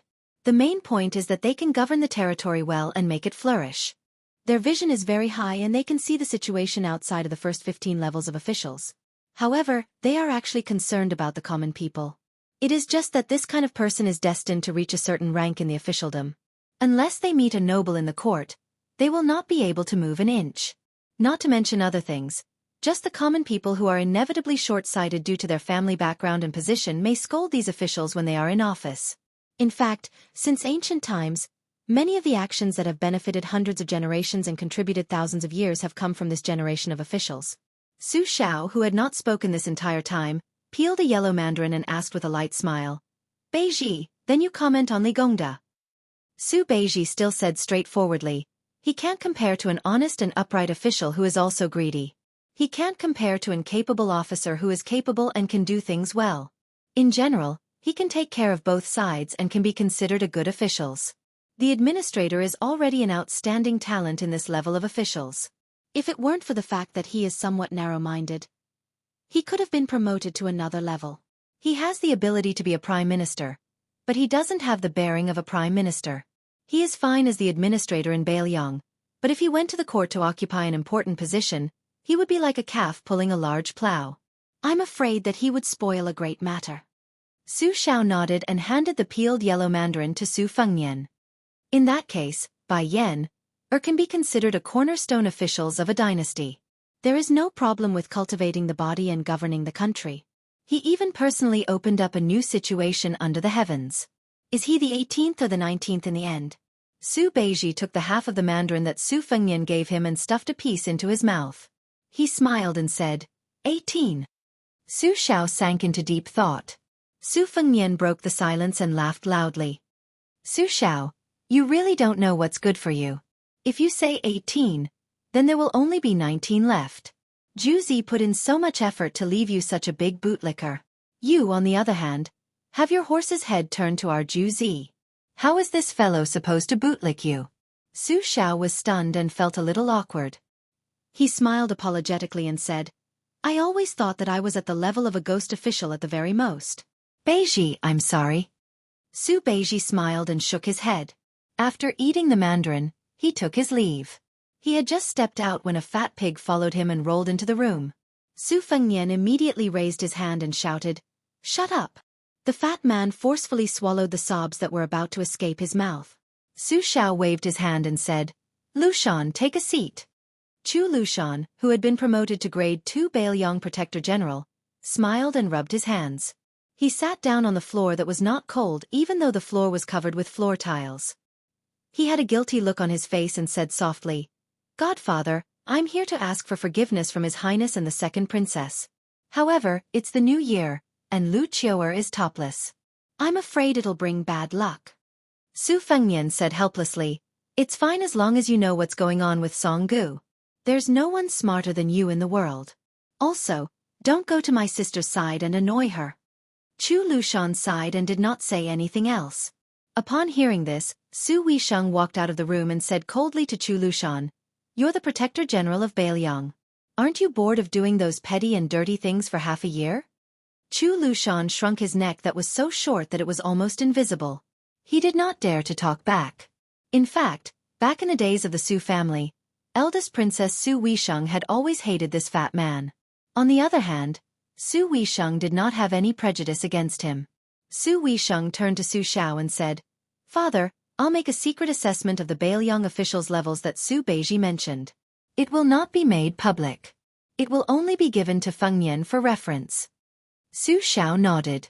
Su Fengnian asked in a low voice, Lu Qiuer, what kind of heinous business did you do to make my sister so angry?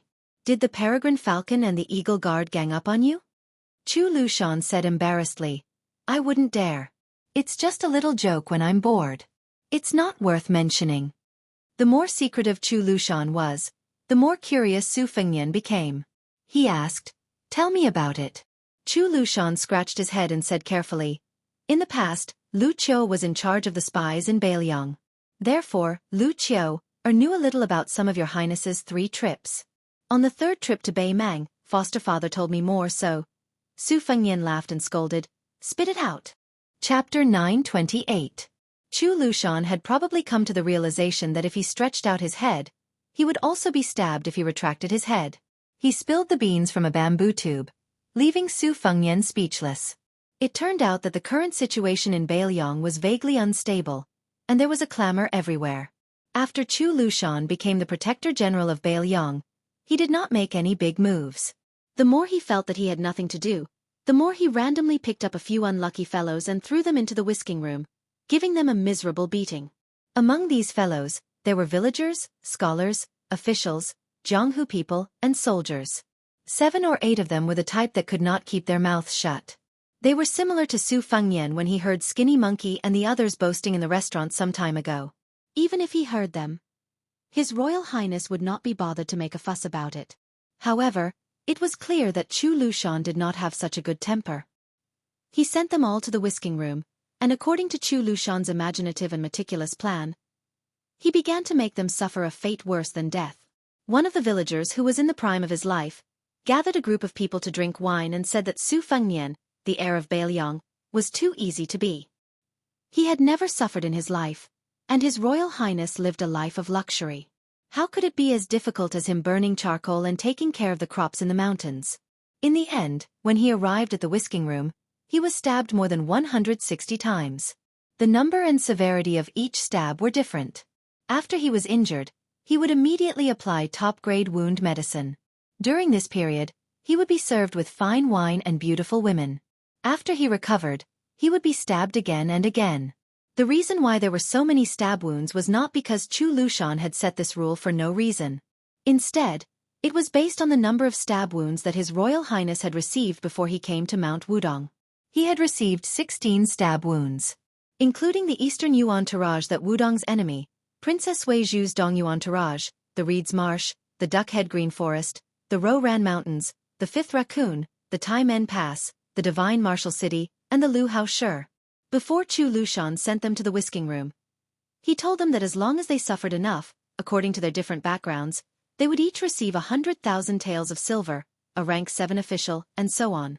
If they could not endure, they would be released. In the end, without exception, no one was able to withstand more than 200 strikes. The two strong-willed men of Jianghu were unable to withstand the strike from the saber that was stabbed diagonally into their abdomens. They shouted that they did not want to be the grandmasters of the Northern Liang sect who had founded their own sect. This saber strike was an imitation of Bo Er's lightning spear that was stabbed into the abdomen. Among the 7 or 8 people, the scholars all left crying for their parents after the stab. Surprisingly, this villager was the one who could grit his teeth and endure. It was a pity that he could not endure it. This was because the whisking room did not tell him how many stab wounds were needed. Not to mention them, even the whisking room did not know. Only Chu Lushan knew. These people did not die in the whisking room. After they returned home safely, those who had mothers lost their mothers, those who did not have mothers lost their fathers, those who had elder sisters lost their elder sisters, and those who did not have elder sisters lost their younger sisters. Not only that, some of their good brothers lost their arms and legs. Afterwards, they were all blamed for being implicated by them. Some scholars who valued their reputation became disreputable hypocrites. In short, what they cared about the most, Chu Lushan made them lose it. Chu Lushan's ruthlessness was that when these people were on the verge of going crazy, he asked the whisking room spies to appear in front of them and said that he would give them another chance. In the end, no one was willing to agree. After that, there was no after, because Chu Lushan killed them. Chu Lushan, who was sitting on the ground, had a calm expression. He laughed softly and said, "Before they died, I told them that in the past, they complained that they did not have a good family background. In fact, they were not afraid of suffering at all. Therefore I gave them a chance." His Royal Highness's injuries in the past few years, excluding the different states of His Royal Highness's physique, and based on the physical strength of the person who received the stab, the amount of pain they suffered was actually very little. According to the order, it was only 314 stab wounds. Su Xiao threw a piece of orange into his mouth and laughed it off. Su Fengnian frowned and said the same words as Su Weisheng. "Aren't you bored?" Chu Lushan raised his head and smiled brightly. He shook his head. Su Fengnian said calmly, "In the future, don't do such things that harm one's virtue." Chu Lushan, who was obedient to His Royal Highness, said for the first time, "It's fine if I don't see or hear them. If I, Chu Lushan, see them, I will take care of them." The whisking room does not lack torture tools and people. Some newbies need some practice anyway. Su Fengnian turned his head and stared at Chu Lushan. He said slowly, "They are all Bailiang people." Chu Lushan restrained his smile and raised his head to meet His Royal Highness's eyes. "Although I, Chu Lushan, do not have the surname Su, I am still a member of the Su family. In this lifetime, I will be the general's adopted son. I have never heard of Liang, and I don't even recognize Bailiang or Bailiang." Su Fengnian said angrily, "Chu Lushan, I told you to stop." Chu Lushan clenched his fists and placed them on his knees. He gritted his teeth and said in a low voice, "Your Highness." Chu Lushan had to support himself with one hand to get up. When he bent over, he laughed and said self-deprecatingly, "I, Chu Lushan, am obsessed with cleanliness. Every day, I have to change into a set of luxurious clothes. I like luxury. Every day, I have to change horses. I am addicted to good food. Every day, I have to have the chef make new dishes. He would change everything except for his master. Chu Lushan wished that he could let all the Baelyang ingrates who were indebted to the Su family know a simple truth. There are two kinds of bitterness in life. You can't get what you want, and you can lose what you have. As long as your highness allows Chu Lushan to be in power, Chu Lushan will not be able to bear the sight of anyone talking without feeling any pain. After he got up, this talented and shrewd Chu Basha lowered his head. His eyes were red as he said slowly, Chu Lushan's master is only foster father. Ever since he took the infant boy from foster mother's hands, ever since he smiled at Chu Lushan, he has treated him as his own younger brother. Su Xiao chuckled and said, all right. Lushan, sit down for foster father. Why are you quarreling with your family? But then again, it's good to quarrel. If you speak your mind, there's no threshold that you can't cross. Chu Lushan sat down obediently. Su Fengnian walked out of the house silently and stood alone in the courtyard. Su Xiao said softly, Lushan, Fengnian is doing this for your own good. He believes in fate and cherishes fortune and fate the most. He's afraid that you will suffer from retribution. My foster father has already lost 3 foster sons. When you die or Yuan Zuozong dies on the battlefield, he will feel guilty towards me. But who can he find to complain to? All these years, he cherishes the maids in Wutong'an very much, but he doesn't dare to care too much about them. He's just worried that one day something will happen to them because of him. Hearing this, Chu Lushan wanted to say something but stopped. Su Xiao waved his hand and said, it might not have been so in the past, but now he can handle it. There's no other way. He's my, Su Xiao's, son. Chu Lushan punched his knee hard. Su Xiao said with a smile, Chongqing, that little girl, is blessed. Foster father likes her when he sees her. Now while foster father is still clear-headed and can still manage things, let's settle this child marriage first. Chu Lushan was stunned. Then he saw his foster father take out a badly wet jade bracelet from his sleeve. A layman could tell at a glance that it was not worth much.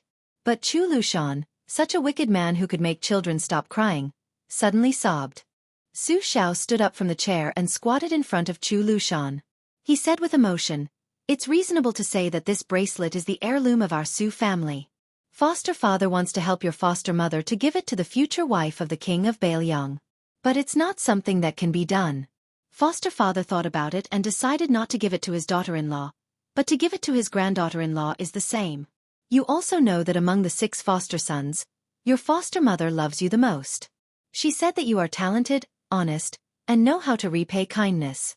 She also advised you to read more. You also know that your foster mother rarely cries. That time when you helped your foster father carry so many swords, your foster mother saw you being carried back on a horse and cried in front of everyone. She even scolded me, Su Xiao, for being a good-for-nothing and scolded me for not treating you as a son. And that time when you rode thousands of cavalry to Shu, your foster mother calculated the time and then waited for you on the mountain for a few days. She was always afraid that you wouldn't come back. She even told your foster father that when you have a daughter in the future, you must be even closer. But in the end, you gave birth to a string of sons. Before your foster mother passed away, she was still worried about this matter and said that she would most likely become his granddaughter-in-law. Chu Lushan held the bracelet that his foster father gave to his foster mother as a token of love. He cried like a child. Chapter 929. On the first day of the new year, regardless of whether it was the emperor, officials, or commoners, every household had to have some free time. Even the New Year greetings had to start tomorrow. However, 2 carriages had already quietly left Liangzhou and were heading towards Lingzhou. On one carriage, other than Huyen Guanyin, who was nominally serving Su Fengnian, there was also a woman who said she wanted to leave the palace for a breather. The 2 women had similar looks. Scholars despised each other, and it was natural for women to be jealous. However, Su Fengnian ran to discuss Lingzhou matters with Su Beiji and did not pay attention to them. Thus, it did not matter if they were harmonious or at odds with each other. According to the agreement, Northern Liangdao's official documents would be sent to Huangnan County on the 6th day of the first month. Other than Governor Song Yan, who was promoted to the title of Little Governor in Lingzhou, Zijin Wang family's Wang Luding would also go to Jinlu County. The two family disciples of Lingsu Wang family would also go to Yuliang Prefecture to be the county magistrate and deputy county magistrate respectively. In addition, Commandant Jiao Wui would enter the Lingzhou general's manor and be promoted to the third in command of Lingzhou's military, Yanxia Commandant. At that time, even an idiot would be able to see that the new Lingzhou general was determined to make the administrator, who was also the Lingzhou governor, into a slow stew. On the second day of the first month, Lingzhou was very lively. Logically speaking, some of the officials and dignitaries who were far away and could visit Sir Li in a few days all rushed over on the same day. The administrator's manor was filled with people and carriages. The housekeeper and gatekeeper of the Li manor could be considered particularly slick and clever, but they still couldn't handle the social interactions. They all wished they had 3 heads and 6 arms. Li Gongda did not rest for a moment in the morning and was busy until dusk. Many of his old friends and confidants could only deal with it by drinking a few mouthfuls of wine. Otherwise, even if Li Gongda had a large amount of energy, he would not be able to handle the waves of guests. Li Hanlin did not return home for the new year this year. He wrote a letter back home that was clearly written by someone else. He said that he was going to Beimang to play around. Seeing this, Li Fujian's heart jumped. She wanted nothing more than to grab her brother's ear and drag him home. She put down the letter, picked it up, and put it down again. Li Fujian felt a bit of hidden bitterness. She was indeed as her father had said. She did not understand what men were thinking. Why were they able to enjoy their father's achievements and have a smooth career in the officialdom, but they had to take risks and fight for fame? Li Fujian offered her father a cup of hangover tea when he finally caught his breath. She helped him rub his shoulders and asked softly, "Father, why are there so many people here? Is it because you have become an official and have no choice but to fight to be the first? Are you afraid that if they come late, you will make things difficult for them?" Li Gongda shook his head with a bitter smile. "Didn't you see that the old scholar, Yuan Duching, came today? With his arrogance, even if your father became the head of the 6 ministries, the Minister of Personnel, this old man would still be the last to visit. Only then would he be able to show his noble character and unquestionable integrity. The reason why they all came together is because the owner of the house next door is not around. They are afraid that His Royal Highness will return to the Lingzhou General's manor in 2 days. If they show their faces again, it is better to be safe than sorry. What if the new Lingzhou General coincidentally bumps into them? Wouldn't they be looking for trouble? Your father making things difficult for them is just to suppress their rise in their official career. However, the neighbor can directly make them lose their official status." Li Fujian said mockingly. "He is indeed capable of doing such a rude and unreasonable thing." Li Gongda smiled and said, "Wrong, very wrong. Father knows that you have never taken father's words seriously. Since father has allowed Gua Fufing into the family this time because of you, then you should seriously listen to father's heartfelt words this time. How about it?" Li Fujian made a sound of acknowledgement. Li Gongda drank a mouthful of tea and let out a breath. Only then did he say leisurely, "As the Bailiang Taoist administrator, you are the head of the civil officials. According to the law, the Lingzhou provincial governor should be someone else. However, why do you insist on having this position as well? Father's desire to be an official is not false, but His Highness the heir apparent has come to be the general of Lingzhou next door to our family. Logically speaking, no matter how thick-skinned father is, it would be wise to take the ladder and step down. However, father is truly worried. Nearly 1,000 scholars have entered Northern Liang, and most of them are from Lingzhou. In the future, Northern Liang's civil and military officials will be separated, and the 2 sides will be clearly separated. This is the general trend. If father doesn't have the position of Lingzhou's provincial governor, then his words will still be effective, but it will definitely be greatly reduced. Father's talent and learning are shallow, and he doesn't have an advantage like Wang Shihua's. If we miss this great opportunity to cultivate trusted aides, when Su Beiji or someone else replaces father's position as the administrator in the future, the Li family might very quickly be ridden on top of our heads. We don't need to be afraid of a falling tree, but we need to be afraid of a falling wall being pushed by everyone. Your younger brother is ruthless. Father does not doubt that he can become a colonel or even a general. However, he is my only son. He cannot lick the blood of blades on the border for the rest of his life. When he returns to the local areas, when the time comes, it will be an unfamiliar official field where civil officials are in charge. The Hanlin Academy is a martial man who is used to killing and might not be able to make a detour.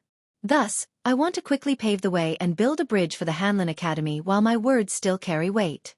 In the future, no matter if it is mountains or rivers, the Hanlin Academy will be able to walk smoothly. However, at this time, without the Lingzhou provincial governor, do you think those unscrupulous and snobbish people will not be worried?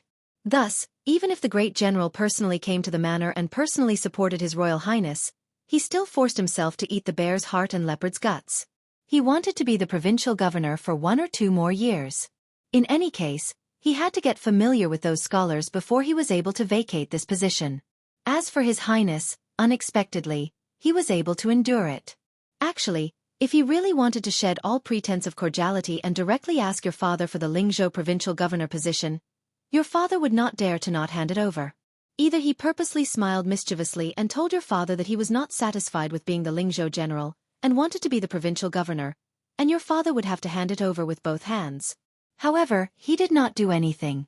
In the beginning, your father thought that he had finally passed this hurdle, but your father thought too simply. When you told your father that he had appeared in Song Yan's house and the two of them were chatting happily, your father knew that something bad had happened. Speaking of it, your father and Yan Jieshi had always been fighting both openly and secretly, each placing their own bets. Yan Jieshi was unlucky and placed his bet on Chen Jibao, while your father had exceptional insight and placed his bet on His Royal Highness. When Yan Jieshi saw that the situation was not right, he immediately packed up and left. However, this fellow was lucky and managed to escape from Bailiang. Otherwise, even if your father knelt for 3 days and 3 nights to plead for him, it would still be useless. At that time, your father told him that His Royal Highness was not so useless. In private, your father always liked to criticize Yan Jieshi's lack of insight. As a result, your father only knew that he was just a pot calling the kettle black. His Royal Highness went to Huangnam County this time and abducted 3 family heads in Huangnam County, plus Song Yan, who is estimated to be the provincial governor of Lingzhou soon. Zhener, you always felt that Hanlin went to the border to join the army, and it was His Royal Highness who harmed him. However, have you ever thought about why Hanlin, such a stubborn ghoul, suddenly changed into another person? The reason is actually not complicated. You also know it in your heart, but you just don't want to admit it. You told your mother that your younger brother felt that Hanlin had lost face when he went to Yanqi Bazaar in the capital, and that kid from the Kong family became officials and had a bright future ahead of him. So he gritted his teeth and worked hard. You really don't know that in the past, Hanlin couldn't wait for the 3 brothers to become undisciplined and out of control, so that he would be the only one to freeload. Then, he would be able to eat and drink freely and live a carefree life in a muddle-headed way. For him at that time, when his brother became successful, he was prouder than himself. Why did he go to the border? Why did he become a crossbowman? There was no other reason. It was because Hanlin knew that among the 3 brothers, His Royal Highness, who he admired the most, could already be independent. Hanlin only began to realize at that time. In addition, he had always been learning from His Royal Highness. When His Royal Highness was messing around, he messed around. Since His Royal Highness stopped messing around, he naturally felt bored. Therefore, he became the Li Hanlin that his father and sister did not know. Zhener, do you dare to say that the Li Hanlin today does not make you feel gratified? Do you not feel honored? So, what do you have to complain about His Royal Highness? In the end, it's because for so many years your heart. Li Fuzhen said plainly, Father, the tea is cold. I will help you change a cup. Chapter 930. Li Gongda passed the teacup over and sighed softly. Forcefully picked melons are not sweet. Then what about the melons you picked yourself? Li Gongda collected his thoughts and muttered to himself. Forget it, since things have come to this, it's good to not be the provincial governor of Lingzhou. If I give it up quickly, the Su family will remember this favor. It's time to return Lingzhou to a stable officialdom. When Li Gongda turned his head around, he said, Master, there is a fellow who claims to be Master's junior and wants to see Master no matter what. He gave me 20 taels of gold right away, scaring me. If it was a normal day, this gold would have been earned by Master. But today, it is not his turn to bother Master. A scholar with no scholarly achievements, no family background, and only some money, is worthy of showing off in our Li household. He really doesn't know what's good for him. Today, even a 6th-ranked official can't say more than a few words. Even a rank 6 official can't say anything. Li Gongda waved his hand and He Chong turned to leave. He then exclaimed and said, That's right, Master. That 30-something-year-old junior said his name is Su Hun and he is from Lingzhou's Danyang County. He even said shamelessly that as long as he said this, Master will definitely meet him. Li Gongda was absent-mindedly drinking tea with his head lowered. His fingers trembled. Just as the old steward He Chong was about to drive the young man who did not know the immensity of heaven and earth out of the mansion, the administrator raised his head and calmly said, "Bring him here." The old manager acknowledged and did not dare to say anything. He turned around and heard Li Gongda ask softly, "Is the Lingzhou general's residence still empty?" He Chong nodded. "It's empty. The Lingzhou general has not returned yet." Li Gongda nodded and waited for the loyal old manager to leave before placing the teacup on the table. He stood up and joked with Li Fuzhen, "Father still needs to entertain guests. Didn't you always complain that I looked down on that poor scholar Guofufeng? Bring him to see your mother. A grown girl cannot be kept at home. Father will turn a blind eye and treat it as me forcing you out of the house." In the past, Li Fuzhen would have been overjoyed. However, at this moment, based on his intuition, he asked softly, "Father, is this Danyang County guest called Su Hun?" Li Gongda smiled indifferently and said, "An old friend's disciple. I have to meet him." Li Fuzhen was skeptical and left the house with a worried heart. The old steward quickly brought in Su Hun, who did not look like a noble at all. The administrator, who had already sat back in his chair, squinted his eyes and looked at him carefully. He hesitated for a moment, held the cup lid with 2 fingers and shook the slightly cold tea. The old steward left tactfully. Su Hun, who looked ordinary, stepped into the house and closed the door without asking for permission. He smiled and said, "Su Hun thanks the late uncle." Li Gongda did not speak from the beginning to the end. He lowered his head and drank his tea. This Su Hun was very unfamiliar to the entire Lingzhou. Probably not many people could recognize him. Even if they had met him once, they would not remember him.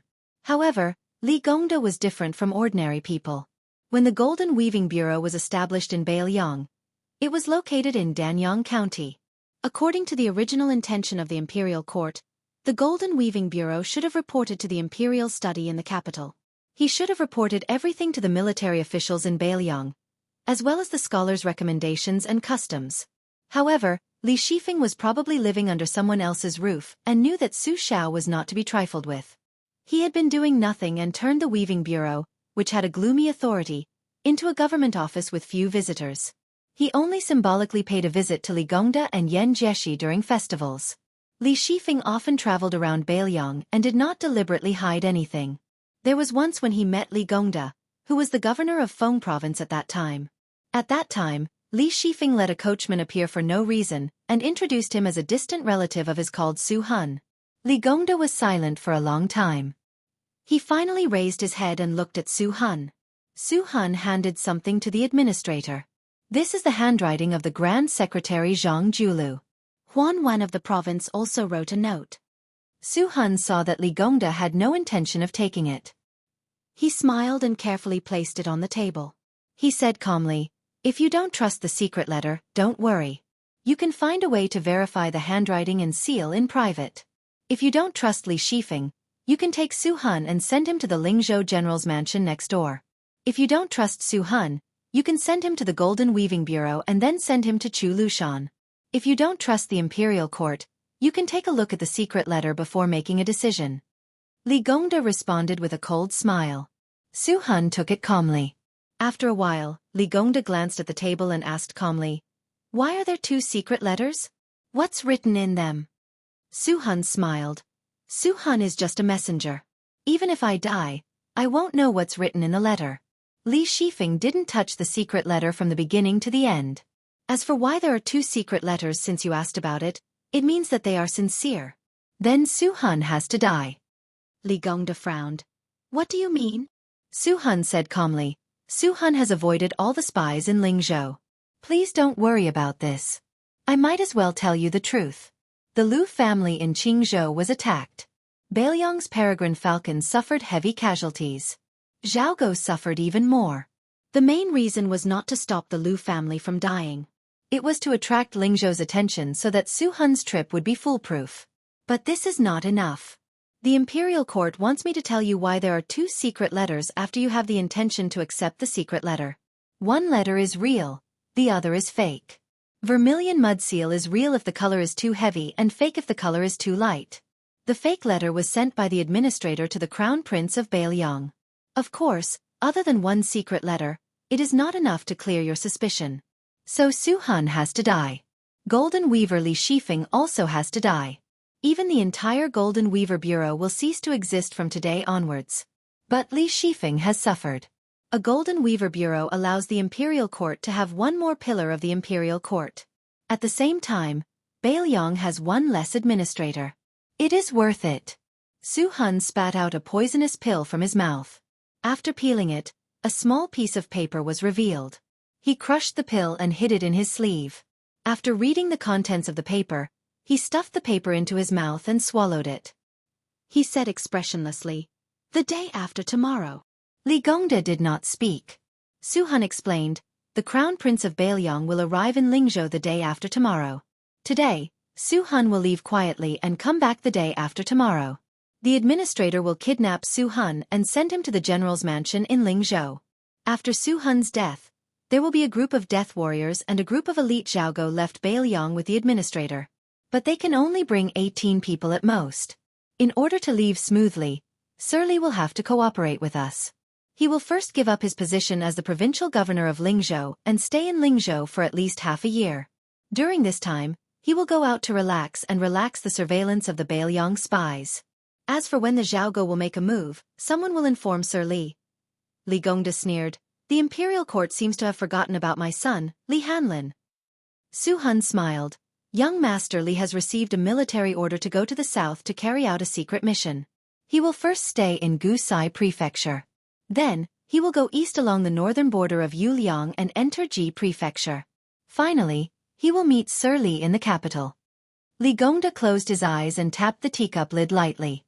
He said with slight self-mockery, "Last time, Yen Jeshi only brought 16 people out. The Imperial Court is really concerned about me." Su-hun was silent. Li Gongda smiled and said, "Let me do the math. I, Li Gongda, am now a rank 2 border official. If I want to advance any further, I can forget about Northern Liang.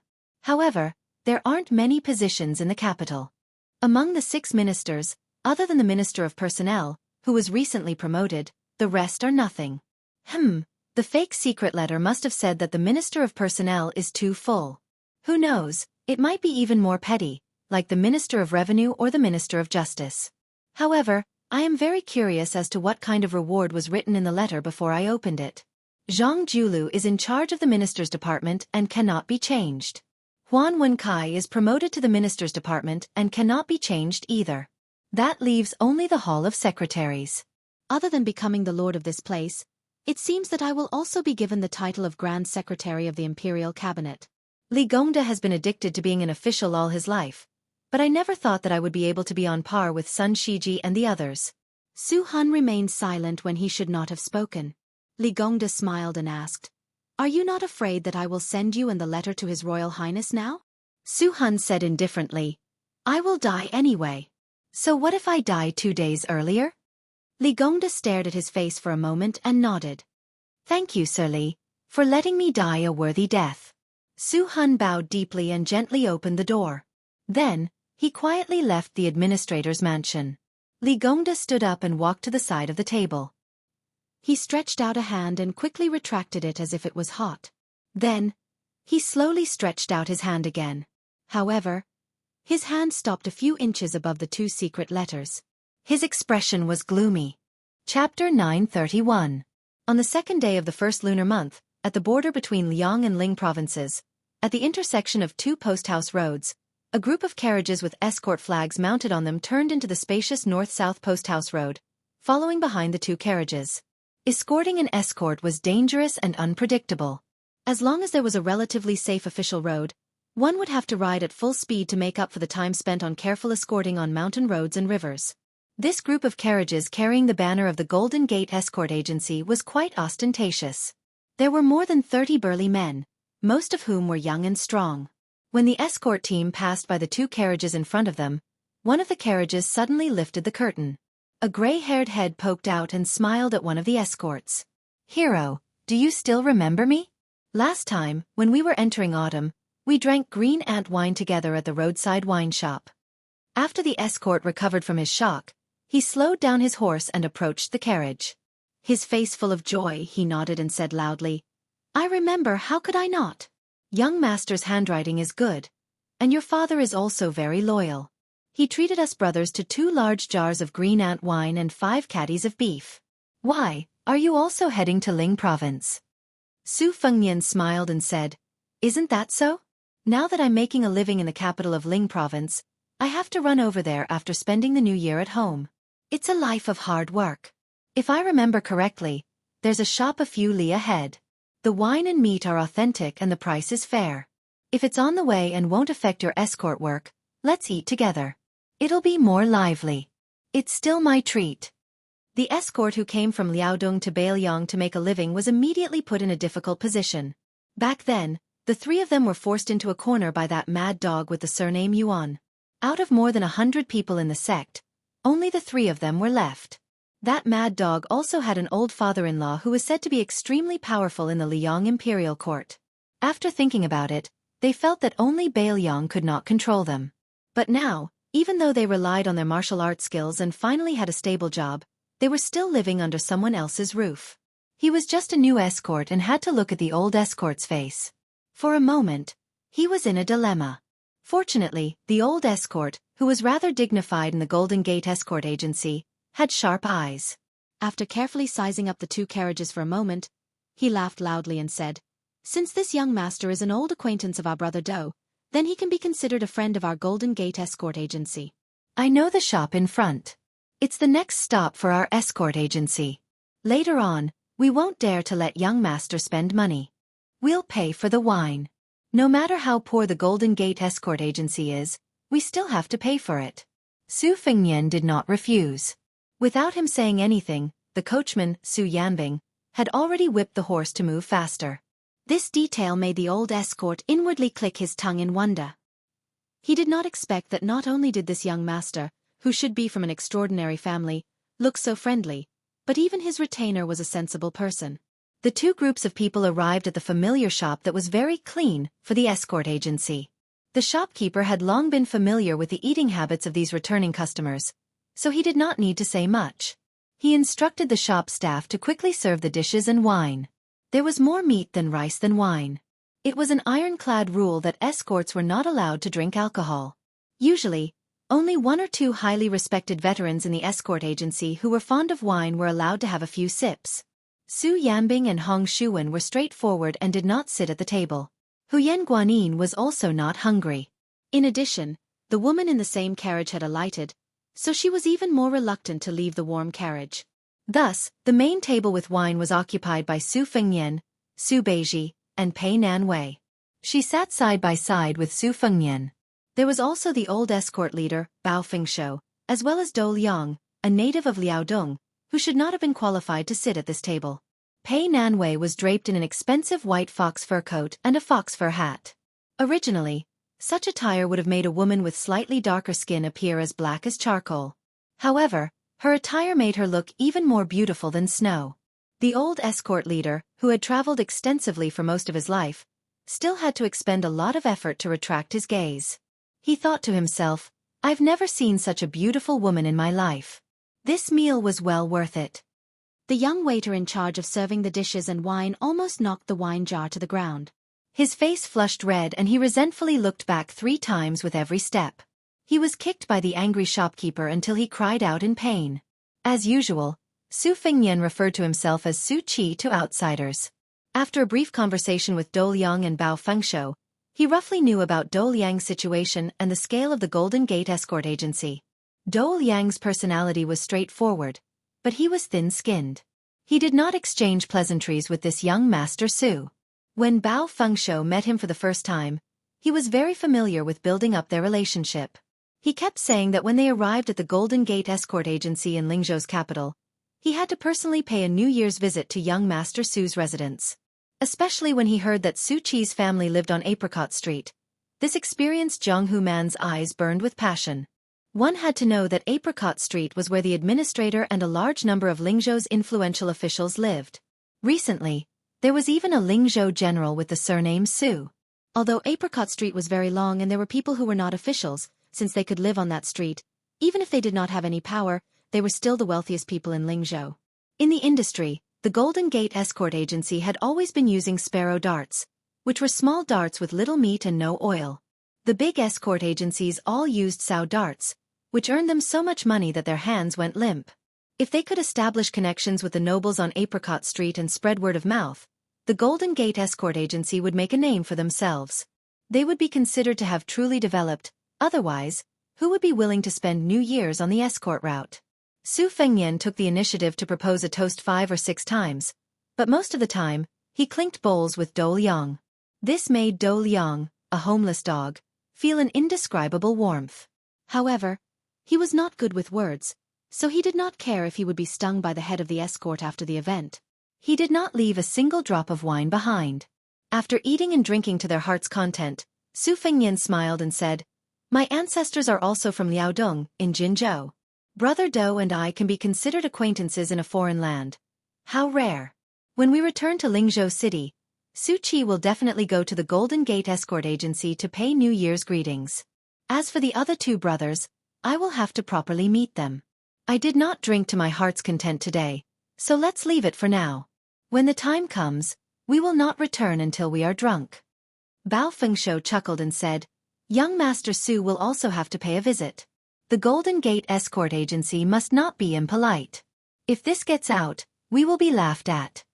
How could Su Fengnian not know what the old escort was thinking? He was afraid that Su Qi was a small family that bragged without a draft, so he had to personally take a look at the mansion to be at ease. He did not expose him and nodded with a smile. "No problem. In the future, if there are any items that need to be escorted, since Brother Dou is in your escort agency, I will specially trouble the Golden Gate Escort Agency." The escort agency still had to hurry on with their journey. Both parties cupped their fists and bade farewell. Bao Fengshuo whispered to the shopkeeper when he paid the bill and gave him a few extra pieces of silver. Obviously, he knew that young Master Su wanted more food and wine, so the escort agency paid for it in advance. Su Fengnian sat back down on the bench and asked for an extra pot of warm green ant wine. He poured half a bowl for Su Beiji and Pei Nanwei. Su Beiji laughed softly and said, "After this escort mission, Dou Liang's salary will definitely double." Su Fengnian did not comment and changed the topic, saying, "Chen Shiliang not only has to manage the salt and iron industry, but also has full authority over the transport of grain. One is competing with the local tyrants, the other is wrangling with the officials of the capital. He has already provoked the local tyrants. Do you think he can do it?" Su Beiji said indifferently, "I don't know." Su Fengnian pursed his lips and continued to ask, "You are already the provincial governor of Lingzhou. Chen Shiliang still does not have a real official position. Do you think he has a knot in his heart?" Su Beiji only drank. Su Fengnian clicked his tongue and said, "I originally thought that the 2 of you are so smart that you don't have to belittle each other. I didn't expect that you still can't escape from this vicious circle." Su Beiji squinted his eyes and said, "What do you know?" Su Fengnian said shamelessly, "Be careful, I will really let out a fart for you." Su Beiji wiped the wine stain on the corner of his mouth. "When I become the provincial governor, you should get out of Lingzhou as soon as possible." Out of sight, out of mind. Su Fengnian only cared about cursing and swearing, but there was nothing he could do. Pei Nanwei was a little puzzled. There was still someone in this world who could subdue another. Was it the heir of Bailiang beside her? On the 3rd day of the first lunar month, the Lingzhou general did not enter the Lingzhou prefecture city. This made many of the old foxes in the official circles who had a keen sense of smell to act were greatly disappointed. They all retreated from the general's manor on Xingzi Street and endured the cold for a day for nothing. They resisted the urge to jump up and down and curse. They begged in their hearts that His Royal Highness must return to the city tomorrow. Otherwise, when would this suffering end? Chapter 932. In the dusk of the 4th day of the first month, most of the visitors to Apricot Street had left. Only a few officials and nobles who lived on the street remained. When they saw the 2 carriages slowly approach, they almost burst into tears. "Old ancestor, you are finally willing to come."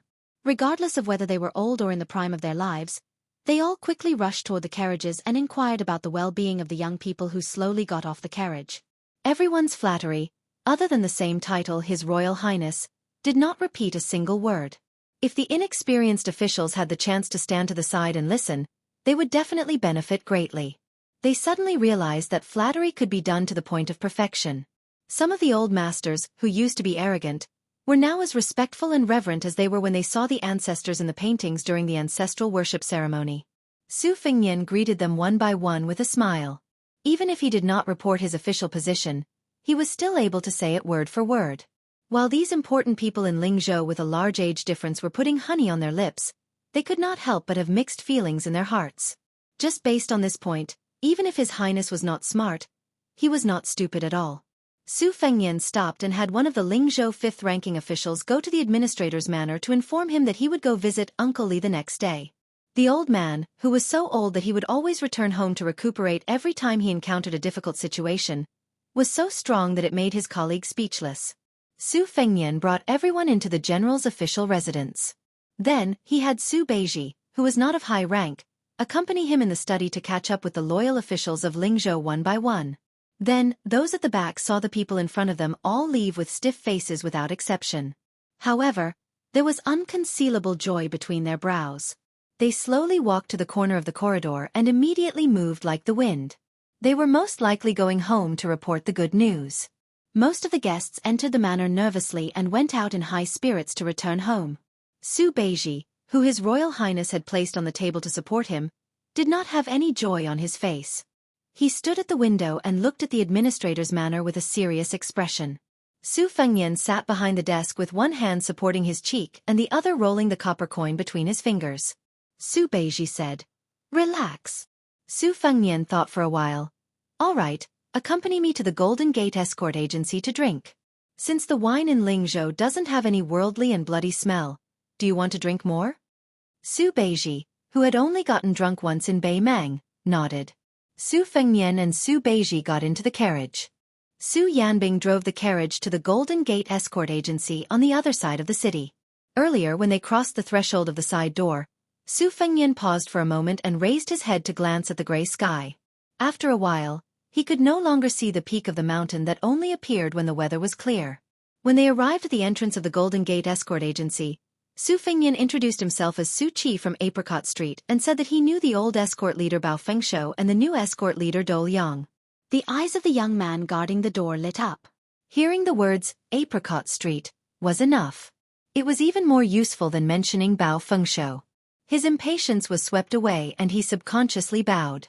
However, when he saw the warm and smiling face of the young master, he immediately straightened his back. Who knew if this fellow was bragging? Of the young masters who lived on that street, how many of them had not trampled and injured people in Lingzhou before? How could they be smiling so happily with a small guard like him? Who would believe that? Bao Fengshou, who lived in the escort agency, hurried over. He was extremely friendly and polite. Not only him, even the first and second masters of the escort agency were alerted. Su Qi was also tactful and directly revealed the identity of the young master beside him. He had served as a soldier in Longqing County and was currently doing some miscellaneous work for Governor Zhong Chengxin. However, he was about to be promoted to the provincial government office in small steps. As a result, not only were the two masters happy, they were also somewhat in awe. Who in Lingzhou didn't know about Huaihua Great General Zhong Hongwu and his eldest son, Zhong Chengxin? Although it was rumored that His Royal Highness had extinguished some of his arrogance, a starving camel was still bigger than a horse. The Zhong family was undoubtedly still a first-class family in Beiliang that ordinary people felt was unreachable. To be able to get along with Governor Zhong day and night, how could the Golden Gate Escort Agency, which was as small as a sesame seed, be neglected? Dou Liang and his two brothers hadn't moved into the escort agency for the time being. Instead, they rented a small, remote, and simple residence outside. The escort agency hurriedly sent someone to invite them over to drink. The first master personally set up a large charcoal brazier. After the group of people sat down, they drank to their heart's content. When they were drunk, the two masters were emotional people and were not as restrained as before. They chatted and laughed without restraint. Because Dou Liang's two brothers, Wei, Tang, and Fan Yuyang, had met before, they had a good impression of them at that time. In addition, their eldest brother, Dou Liang, had come back from his escort mission to pave the way. They had already said a lot of good things about Su Qi, so they were even more open when they drank. The first master, Yu Xiucai, had a slightly scholarly name. It was probably because his parents had hoped that he would be able to pass the imperial examinations in the future. However, it was very rough, and there was a shocking scar on his face. When he talked about this old story with Su Fengnian and Su Beiji, he didn't have any complaints. It was just that more than 10 years ago, he had been slashed in the middle of the street by a man who had kidnapped a woman. He didn't dare to fight back. In terms of martial arts, he could beat that son of a bitch 10 times with one hand. However, in terms of backing, he, Yu Xiucai, lost by 1,000,000 miles and admitted defeat. To this day, this old man could only laugh and curse. Su Fengnian smiled and turned his head to Su Beiji and said, "In the future, I'll have to rely on you to be impartial and be the bad guy in this kind of situation." Su Beiji was indifferent and only drank in big mouthfuls. The men of the Golden Gate Escort Agency didn't take it too seriously. Even if the two young masters with the surname Su had a good status, Lingzhou City was deeply intertwined. Even the Lingzhou general couldn't do anything and was fooled by everyone. They all said that the administrator wanted to give His Royal Highness a show of strength. Therefore, as long as it was an outsider, no matter who it was, even if it was a young official from a landowning household, they couldn't casually make trouble here. Su Fengnian raised his bowl. It was probably the 7th or 8th bowl, but he still drank it all in one gulp. The people of the escort agency couldn't help but cheer from the bottom of their hearts. This alcohol tolerance and alcohol tolerance were both excellent. Su Fengnian casually wiped his mouth and said with a smile, "Before I get drunk, I'll quickly say a few words of seriousness. Old Brother Do, Old Brother Wei, and Old Brother Fan are all Su Qi's friends. In the future, I'll have to ask the two masters and old escort leader Bao to take care of me. Su Qi's bowl of wine is my thanks." The second master, Zhang He, was tongue-tied. He raised his big white bowl and said loudly, "Young Master Su is straightforward. Our escort agency is small, but no one is a bashful woman." Zhang He also poured out his heart to young Master Su. It's not that Dou Liang's 3 brothers don't have any ability, but they are too great. Zhang He has seen it all. Take Wei Tang and Fan Yuyang for example.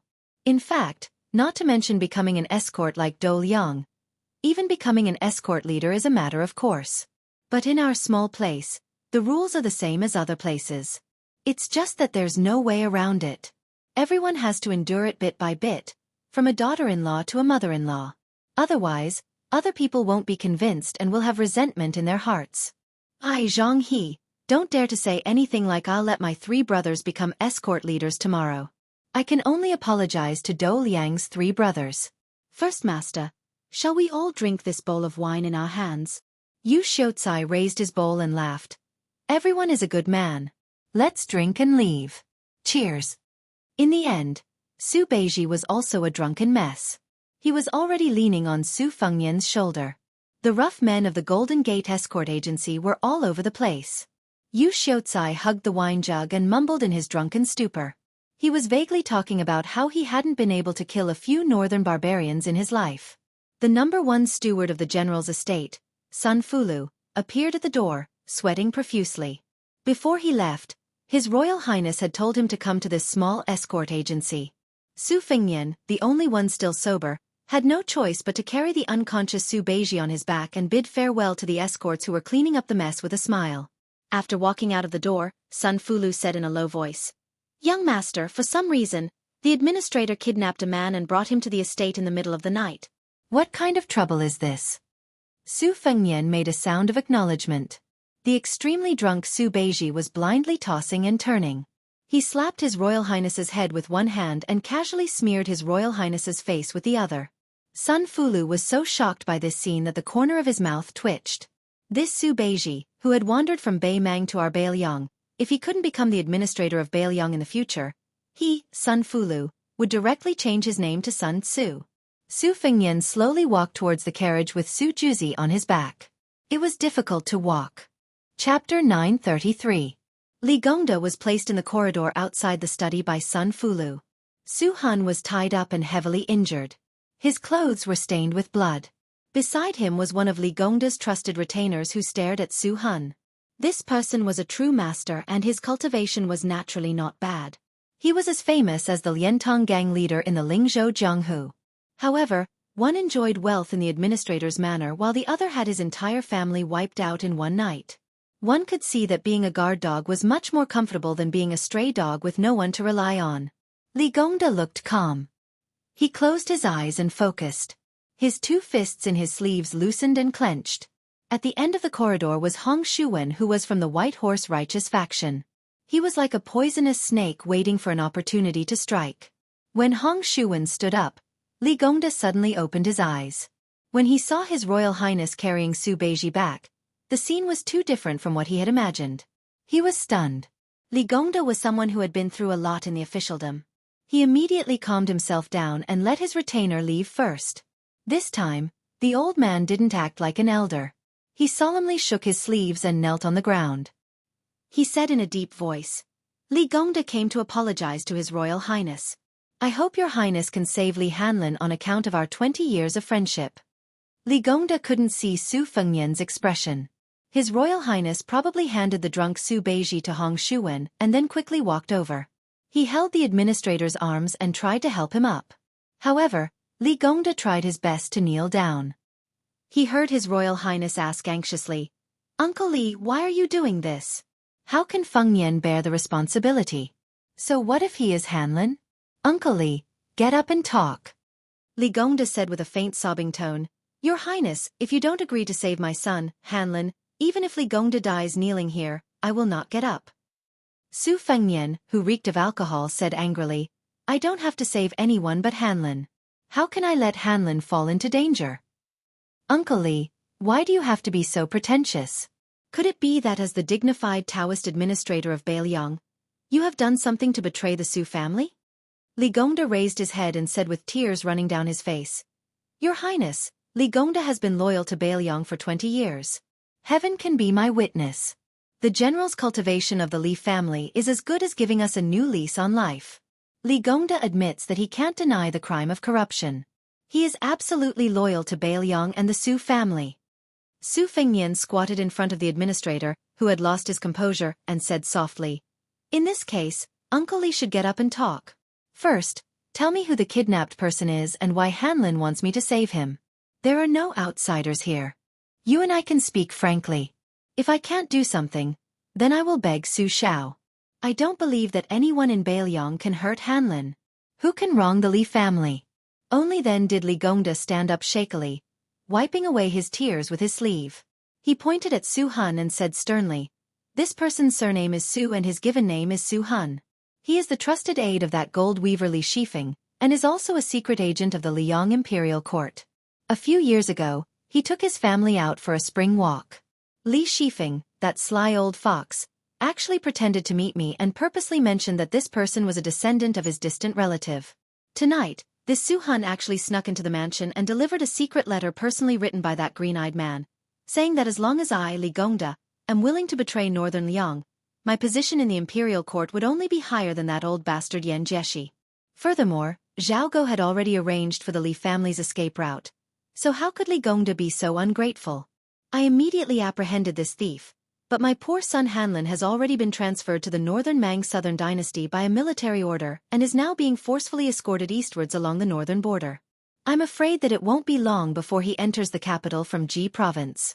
Your Highness, although Li Gongda has no intention of betraying Northern Liang, since he was targeted by Li Shifeng and Su Hun, these treacherous villains, it must be because Li Gongda, as the administrator, is not a proper one.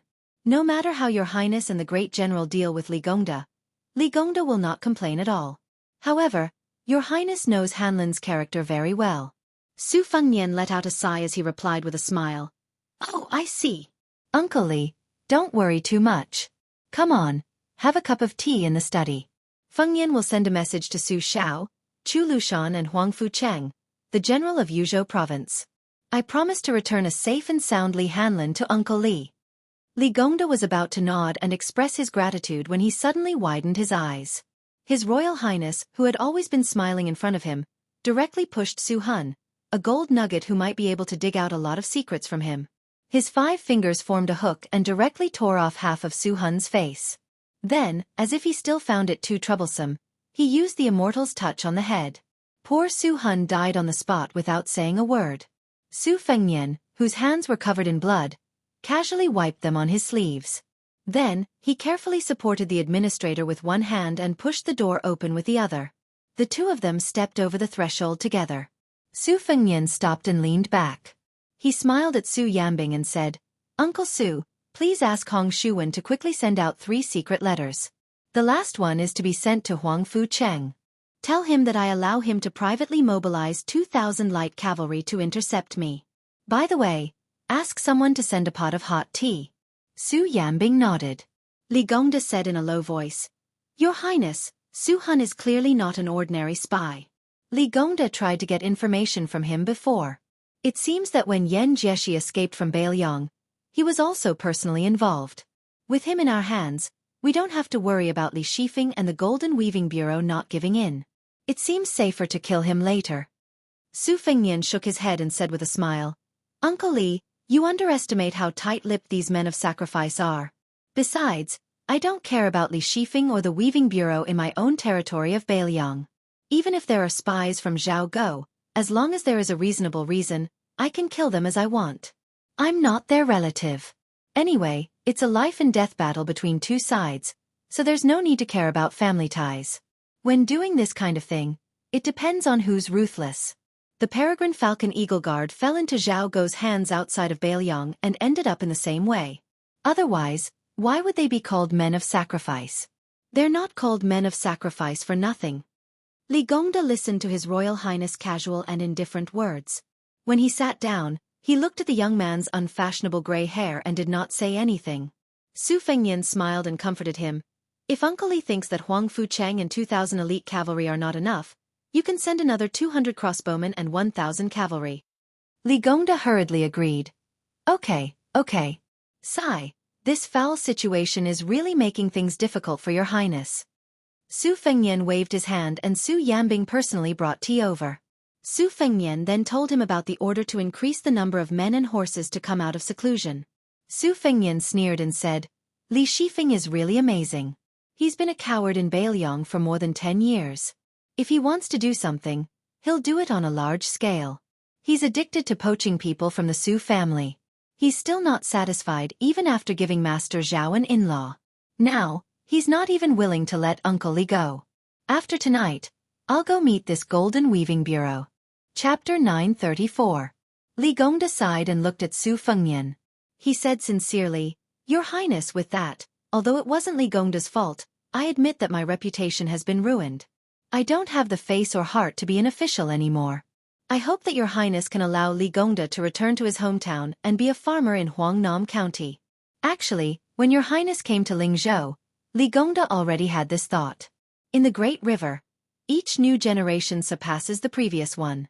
The hearts of the people in Bailiang had already reached the level of scholars. Li Gongda knew that his talent was shallow and his reputation was extremely bad. Not to mention the position of primary second-grade administrator. Even the position of Lingzhou provincial governor was not enough to convince the people.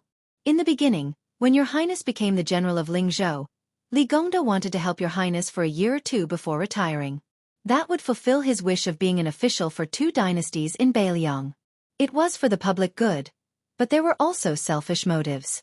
Who would have thought that the moment your Highness moved into the general's manor, the Lingzhou officialdom under Li Gongda's eyes would become chaotic. At that time, Li Gongda knew that he was old, his abilities were too small, and his experience was shallow. Rather than being scolded away shamelessly, "Why don't I ask your Highness to be merciful and let Li Gongda return to his hometown to live out his remaining years?" Su Fengnian lowered his head and blew on the steam from the tea. He smiled but did not say anything. The light in the study was dim. Li Gongda held the teacup with both hands to warm it up. The steam rose and the expressions of the old and young were blurry. Li Gongda chose his words carefully and slowly said, "Your Highness." Li Gongda resigned from his position not because he wanted to avoid arousing suspicion, but because he knew that it was difficult for him to take on such a big responsibility. Being the first administrator of Bailiang was like forcing a duck onto a perch. As for Li Gongda's well-known addiction to being an official, he was almost satisfied. Now that the structure of Bailiang has expanded and the atmosphere is brand new, Li Gongda did not read much and was miles away from scholars like Wang Shihua. However, a few days ago, when he saw Fusion replacing old talismans with new peaches, he figured out a principle that he did not understand before. No matter how good the old Spring Festival couplets were, After a year of exposure to the wind and sun, they were unbearably old. Let's not talk about other things. Just looking at them did not feel festive enough. It was not as pleasing to the eyes as the new couplets. Moreover, Baelyong is currently full of vitality and talent. Your Highness has the intention to reform the Baelyong officialdom. In the end, the study of officialdom is nothing more than the essence of the three words moving one's position. Therefore, as long as Li Gongda leaves, it is possible that everyone in the Baelyong officialdom will be promoted by a rank.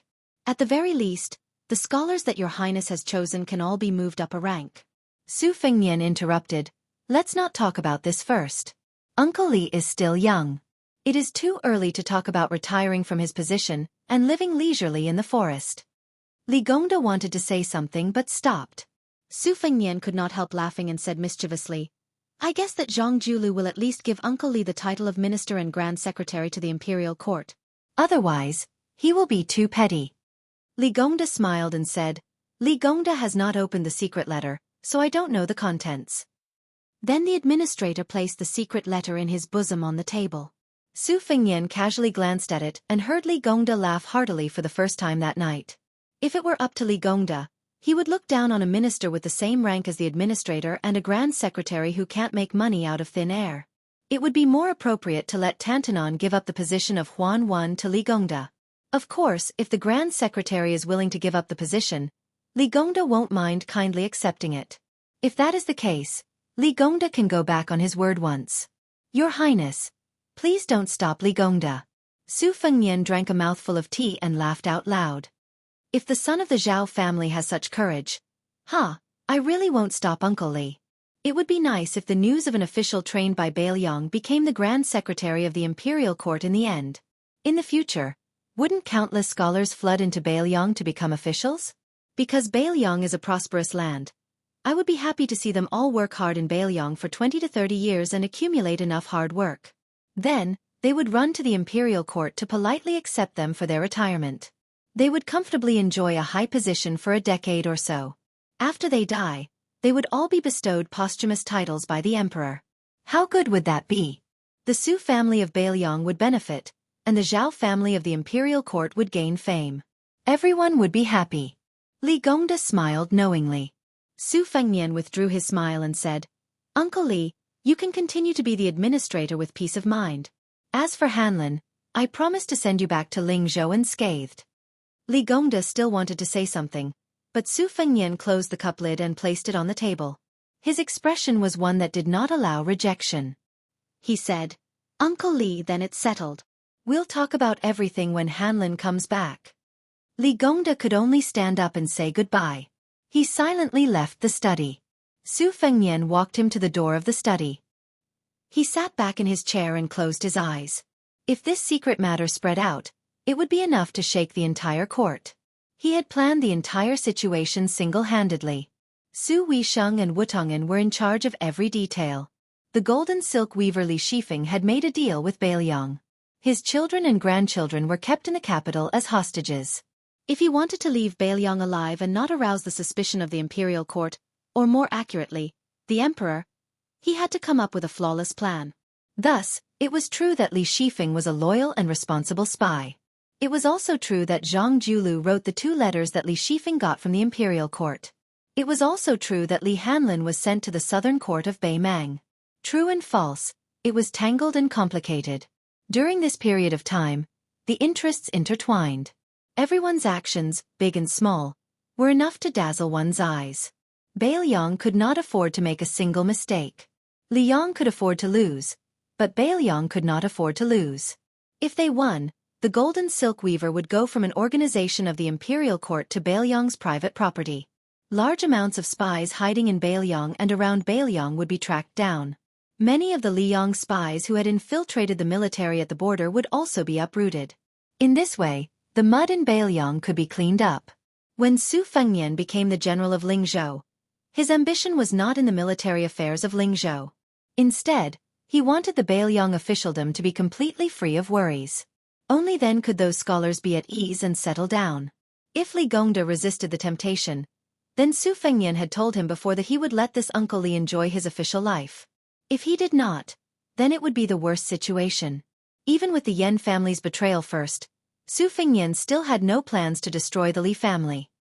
He would only nominally let Li Gongda resign and return home with the excuse that he was unwell and peacefully be a rich man in Huangnam County.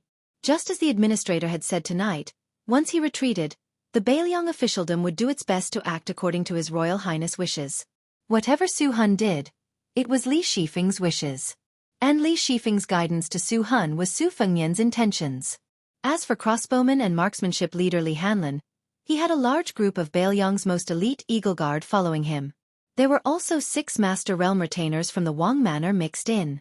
Those Zhaogo death warriors who were in charge of receiving him outside the pass were destined to die. However, Su Fengnian knew that if this happened, the 4 brothers who grew up together, went to brothels, and took the blame together, none of them would be left. The administrator brought his trusted retainer and slowly walked out of the general's manor. Li Gongda turned his head and looked at the slightly eerie official residence in the night. He smiled and asked, "What kind of person do you think His Royal Highness is?" The Master Realm retainer hesitated and said, "An expert." Li Gongda laughed and did not force this careful Jianghu expert. He muttered to himself, "Although a great man has to be ruthless, but it doesn't mean that he isn't a hero." The retainer did not dare to say much. Li Gongda walked to the door of his own manor, and was about to step onto the steps. He suddenly retracted his foot and smiled. "Let's take a walk. It's rare for Apricot Street to be so peaceful." Li Gongda walked to the empty and lonely street and sighed. "Everyone is suffering, it's all about finding joy in the suffering. Others may pity you, but you don't know that you are suffering. That is true ability. I, like the general, am old. No matter what I do now, it is for my descendants." In the study room, Su Fengnian reached out and grabbed the teacup. The white porcelain cup shattered. Half of the tea splashed all over him. They were set to arrive at the Lingzhou General's manor on the 3rd day of the 1st month. He purposely mentioned the 3 secret letters in the corridor. Su Fengnian gave the Li family time and time again. At this moment, there was still only 1 secret letter on the table. In this game of chess, Bailiang, who had the geographical advantage, would not lose no matter what. It was only a matter of winning more or losing less. However, to Su Fengnian, he would lose no matter what. He asked for it. He was alone. Su Beiji said it well. Chapter 935. Because the imperial court had appointed a crown prince and conferred titles to various kings, the emperor had personally decreed a general amnesty and changed the name of the year to Xiongfu. In the first year of Xiongfu, when the sound of firecrackers welcomed the new year, there were still court officials on duty. An old man in his 60s walked unsteadily toward Zhang Hut with wine and a bag in his hand.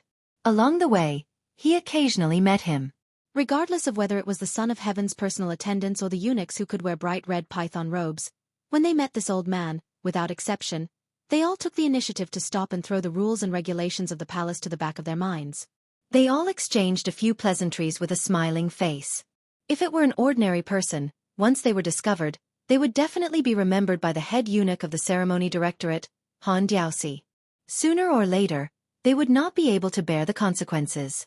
However, now that the ceremony directorate had changed its head, celebrating the beginning of spring, and the target was Tantanon, who was liked by everyone in the imperial court, both inside and outside the palace, there was no need to be afraid of being used against them. Even if there were people who wanted to make trouble for the emperor would only reprimand those people for gossiping. Huan Wan, who had replaced Sun Shiji as the new head of the province, greeted everyone along the way and arrived at Zhang Hut. From a distance, he saw the Minister of Revenue, Wang Xiongui, standing under the eaves, rubbing his hands and exhaling. This Jiangnan scholar, who came from a humble family, could be considered an extremely young and strong man in the imperial court that was full of white hair. Along with many of the pillars of the imperial court, he had relied on the imperial examination to become a carp jumping over the Dragon's Gate during the Yonghui era. Furthermore, in that year's imperial examination, Wang Xiongui, who ranked 1st and 3rd, was the youngest of the top 3. The teacher who presided over the imperial examination was the Grand Secretary Zhang Julu. The teacher who read the examination papers was coincidentally the left chancellor of the Imperial College at that time, Huan Wen. Relying on his talent in running the country and helping the world, he had climbed up the ranks to become the Minister of Revenue. Wang Xiongui was undoubtedly part of the Zhang faction. Even though he had become a minister, he had always treated Zhang Julu and Huan Wen as disciples. At this moment, without waiting for Huan to approach Zhang Hut, he hurriedly ran down the stairs to help Huan take the wine jug and cloth bag. Huan joked, "Fuding, why is that blue-eyed boy shutting the door to you again? This old fellow is really something. Yesterday you went to pay your New Year's greetings, and today he came again. It's obvious that he cares a lot about your favorite student, but he just can't bring himself to do it. It's fine, it's fine. In a moment, I'll just say that this pot of wine and salted peanuts were all brought by you. I don't believe that Bai Yen, or won't be envious. If he can hold back his greed and just watch the two of us enjoy life, then I'll be helping you vent your anger, won't I?" Minister Wang, whose given name was Fu Ding, smiled wryly and said, "How could this junior dare to get angry with Grand Secretary Darren?" "Huan sure. Please don't make fun of Fu Ding. Besides, this junior didn't discipline him properly and let that good-for-nothing son of mine get into trouble. The entire capital is watching as a joke. This junior truly has let down Grand Secretary Darren and Huan Shi's expectations." Huan Wen smiled. This Tantanon wasn't quite the same as those shrewd pillars of the imperial court, who couldn't help but be suspicious of their dark temperaments. When the old man smiled, it wasn't a fake smile, and it didn't make people feel that there was a knife hidden in his smile. Instead, it made people feel that Sir Huan had truly encountered a happy occasion. Over the years, some of the senior ministers who had fallen on hard times liked to run over to Huan to reminisce about old times, bringing along a few pots of good wine. Whether or not this old man of the Huan residence could help was another matter. In short, if it was something that made people feel like there was still some leeway after he spoke of it. There were two things that Huan's didn't do. He didn't add flowers to brocade, and he didn't hit a person who was down. With Huan leading him into Zhonglu, Wang Xiongui had the courage to enter. Huan stopped in front of the door. Wang Xiongui had already put one foot in and could only obediently take it back. He heard the old man say softly, "Your youngest son is called Yuan Ran, right? Even an old man like me who doesn't leave the house has heard of his great name. It can't be said that he has done a basket of bad things, but at least half a basket of bad things.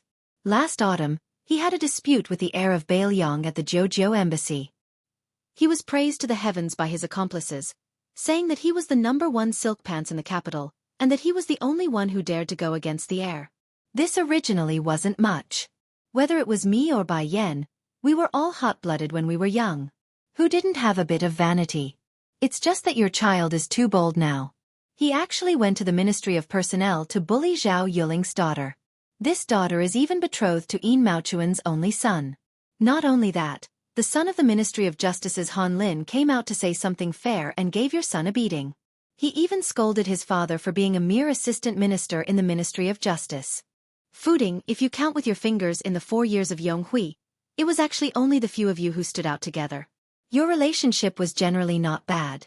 After this incident, how are you going to meet Yin, Zhao and Han, who are all officials at the same time? You and I both know that next year's imperial examinations will be presided over by Yin Maochun. You and I both know the level of Yin Maochuan's ability as an official. He isn't called the head of the imperial court's prime ministers for nothing. After this year's imperial examinations, it will be the big event of the local officials' examinations. Zhao Yuling will definitely be the one in charge. How can your teacher not be fuming with anger? If I sat in Bai Yan's position, I would be just as angry." Wang Xiongui stomped his foot and sighed. He said in a low voice, "Teacher Huan, you don't know. My son Wang Yuanran was framed. Otherwise, he wouldn't have acted so rashly." Huan, who was known for his good temper, actually had a face full of anger. He suppressed his voice and scolded, "Idiot, flies don't bite seamless eggs. If your son was a good person, would he have the chance to be framed? The family's misfortune, the greatest misfortune is that your descendants don't care about your fortune. He's already made such a big mistake. As his father, you're still thinking about how to clean up after Wang Yuanran's mess instead of mending the pen after the sheep are lost. If you, Wang Xiongui, aren't stupid, then what are you?" Chapter 936. Wang Xiongui stammered, not daring to retort. It was indeed hard for outsiders to imagine that a second-rank minister could be scolded so miserably. Huan still wasn't satisfied. He snatched the wine pot and cloth pouch, directly throwing down a string of harsh words. "I originally thought you'd come to understand before coming, but I didn't expect you to still be such a scoundrel. You can't even manage a son, What Ministry of Revenue? I, Huan, have always favored you. Fine, then you might as well not be some Minister of Revenue. Come to the Ministry of Revenue and be my assistant. You'll still be a second-rank official. How about it? So that your son won't rely on you, his father, to raise his tail to the sky and show that extremely unsightly light. Wang Xiongui was so scared that his face turned pale. Everyone in the court knew that Grand Secretary Zhang Julu was in charge of the Zhang faction, which was actually of the same origin.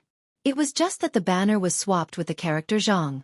In fact, it could be traced all the way back to Zhang Julu and Huanwen's benefactor teacher, who was the old Grand Secretary's benefactor teacher.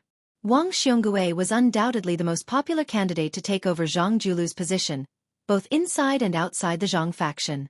To speak plainly, even if the emperor was dissatisfied with Wang Xionggui's position as Minister of Revenue and demoted him, even demoting him to a provincial post, as long as the Zhang and Huan elders were still there, even in the court and outside, they still had great prestige. Wang Xiongui wasn't afraid of not having a chance to return to the central government. However, if the Zhang and Huan elders felt that Wang Xiongui couldn't bear the heavy responsibility and wasn't enough to support their branch, then Wang Xionggui's career in this life could be considered to have come to an end. Huanwen gave a cold snort. Wang Xiongui was dejected and didn't say anything. After careful consideration, he said bitterly, "Teacher Huan, this junior knows his wrongs. I won't enter the room and make the Grand Secretary worry. While there's still snow on the ground, I'll go back now and have Wang Yuanran kneel in front of Zhao Yuling's gate. I'll also personally pay a visit to Zhao Yuling to apologize." Huanwen nodded and laughed. "Fuding, you slippery fellow. What dog farts snow on the ground? Zhao Yuling's gate is filled with a sea of people. It's very clean. Why don't you find a handful of snow for me?" Fine. It's good that you know your wrongs. It's good that you've caused such a ruckus. It'll teach your son a lesson. Wang Yuanran is not stupid. Even if you keep a straight face, he can still see the love in your eyes. Plus, your wife is soft-hearted. She can't stand the crying of her young son.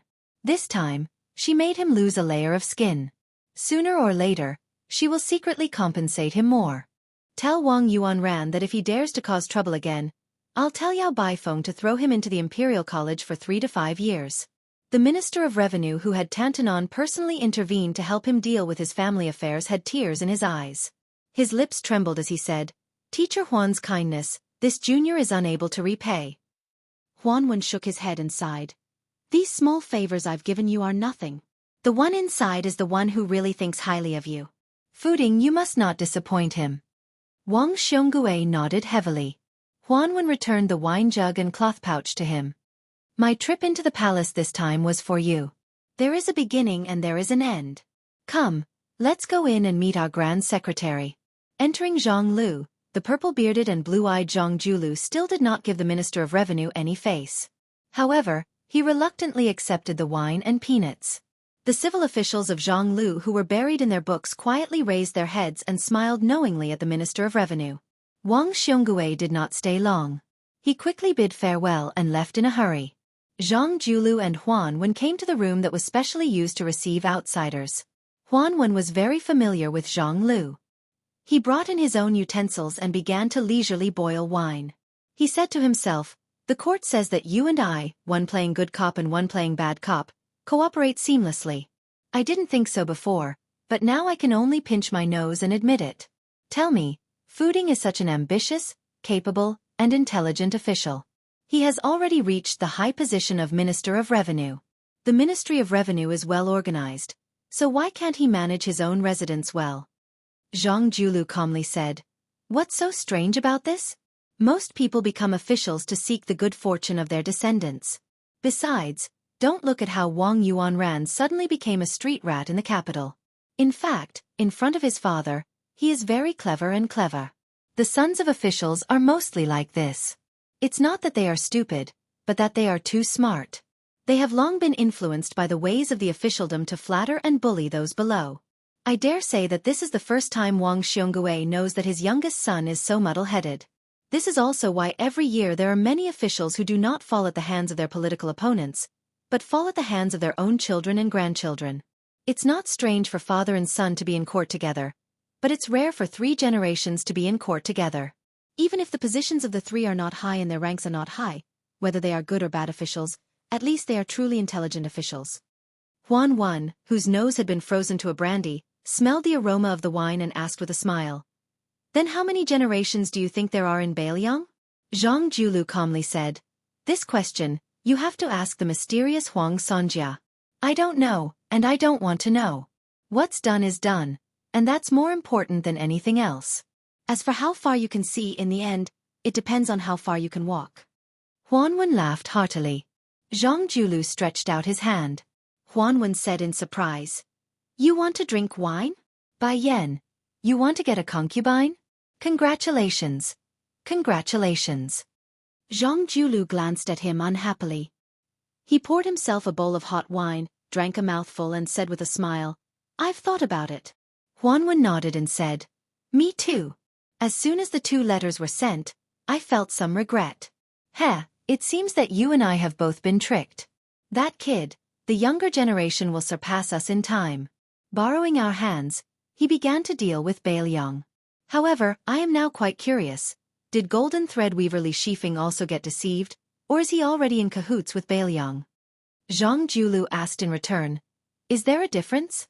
Of all the civil and military officials in the imperial court, only he, Tantanon, could keep up with Grand Secretary Zhang's thoughts. He nodded and said, That's true. Li Shifeng has made great contributions in the end. Moreover, he even made Yen Jieshi owe him a huge favor. We still need to let him return to the capital with dignity. However, based on your unyielding nature when dealing with Ji Province's Han family 20 years ago, Li Shifeng doesn't have this type of fortune. Zhang Julu said with a laugh. Only after giving my grandson New Year's money did I remember that I am already an old man in my 50s. It is also time for me to have this type of temperament. Huanwen released an O sound, saying teasingly, What, you're finally starting to seek a path of retreat? Zhang Julu shook his head, his eyes firm and resolute. He slowly spat out 2 words. I won't. Huanwen said quietly, Don't worry, I won't let your Bai Yener die without descendants. Zhang Julu swayed the wine bowl, saying in self-mockery, It's difficult. Huanwen suddenly said with a deadly earnest expression, Don't you still have a daughter who hasn't married yet? In the future, Bailiang still lacks an official consort. What do you think of this idea? Zhang Julu was so angry that he laughed and said, Get lost. In the distance, Zhang Julu's important ministers all clearly heard the Grand Secretary's vulgar words, looking at each other in dismay. Chapter 937. The officialdom of Lingzhou originally thought that His Highness the Crown Prince, who had suffered in Lingzhou, would most likely have asked the great general for an imperial sword and was going to start a massacre in Lingzhou. They never thought that Lingzhou city would still be as calm as before. This made people wonder. Could it be that the administrator was really so highly regarded that he was so powerful that the great general had no choice but to look at him differently and give him a completely different ending than Huaihua Great General Zhong Honggu? Many fence-sitters who wanted to squeeze their way into the Lingzhou general's manor thought about it carefully, and felt that it was best to first go to the Li Manor to pay a New Year's visit. Adding on the fact that the housekeeper of the general's manor, Sun Fulu, was famous for being unreasonable, he spread the word that the manor would not be welcoming visitors, so there were not many officials who went there to look for trouble. However, at noon on the 6th day of the first month, when Huangnam County Governor Song Yan moved his family into Lingzhou City, he did not stay in the administrator's manor of his teacher, Li Gongda. Instead, he moved into the general's manor. This made many people confused. However, when His Royal Highness moved into the official residence, he did not show his face, because he dragged Su Beiji to the west of the city to drink. The coachman was changed from Su Yanbing to Han Lao's Han, who was from the same sect and was also the deputy general of Lingzhou. Other than the pair of persimmons and oranges, there was also Pei Nanwei, who had taken off her snow-swept fox fur coat and changed into plain clothes. However, she still kept her loose mink hat. Then there was Wang Ulfting and his close friend from the same hometown, Sun Yin. There was also Wang Yunshu, who just so happened to come over to familiarize himself with them. Among the 5 young masters of similar ages, other than Sun Yin, who looked ordinary and old-fashioned, the 4 of them were rather eye-catching when gathered together. Luckily, they were drinking at the bottom of the city, so they were not recognized by the sharp-eyed people. When they were drinking, Wang Yunshu and Wang Ulfting were both figures of the 4 kings of Huangnan and knew each other very well. Moreover, the 2 of them were also one of the 4 tyrants of Lingzhou back in the day, so they did not seem to be unfamiliar with each other. Only Sun Yin, who was temporarily working as a shabby private tutor in the Wang family of Zijin, did not seem to fit in. Even though Su Beiji took the initiative to talk to him a few times, Sun Yin could only be considered to be able to respond appropriately. However, he was never able to take advantage of the opportunity to expand the topic. It was as if he was born to not be the center of attention at the same table. Su Fengnian naturally compared Sun Yin to Chen Shiliang, who had a similar background, and was somewhat disappointed. Whether it was in front of him or Su Xiao, Chen Shiliang had never shown the slightest bit of stage fright. Su Fengnian was now in urgent need of scholars that could be used immediately. People like Su Beiji could be casually tossed into any county, and he would be able to flourish on his own. There was no need for him to worry about him at all. If not for this, Su Fengnian was not a deity. How would he be able to take care of everything? Wang Lufting, who had good observation skills, had secretly stepped on Sun Yin's feet a few times under the table. The stubborn Sun Yin was still as stubborn as before. The aroma of the big pot of dog stew on the table filled the air. They had also drunk more than 10 caddies of green ant wine. It was about time to pay the bill and leave. Wang Lufting lamented in his heart. This clan head of the Wang clan of Purple Gold knew very well how the first impression was. It was incomparably important. There were so many so-called talented people in the world who did not get the chance to meet them. In fact, most of them were idiots who did not know how to find the right opportunity to recommend themselves. It was not as if a man had talent. It was not as obvious as a woman who was pregnant at first glance. It was no wonder that others could not tell the difference between good and bad. However, the problem was that Wang Lufting was more certain than anyone else that Sun Yin was not a pedantic scholar who only knew how to read books. This was what made him feel so regretful.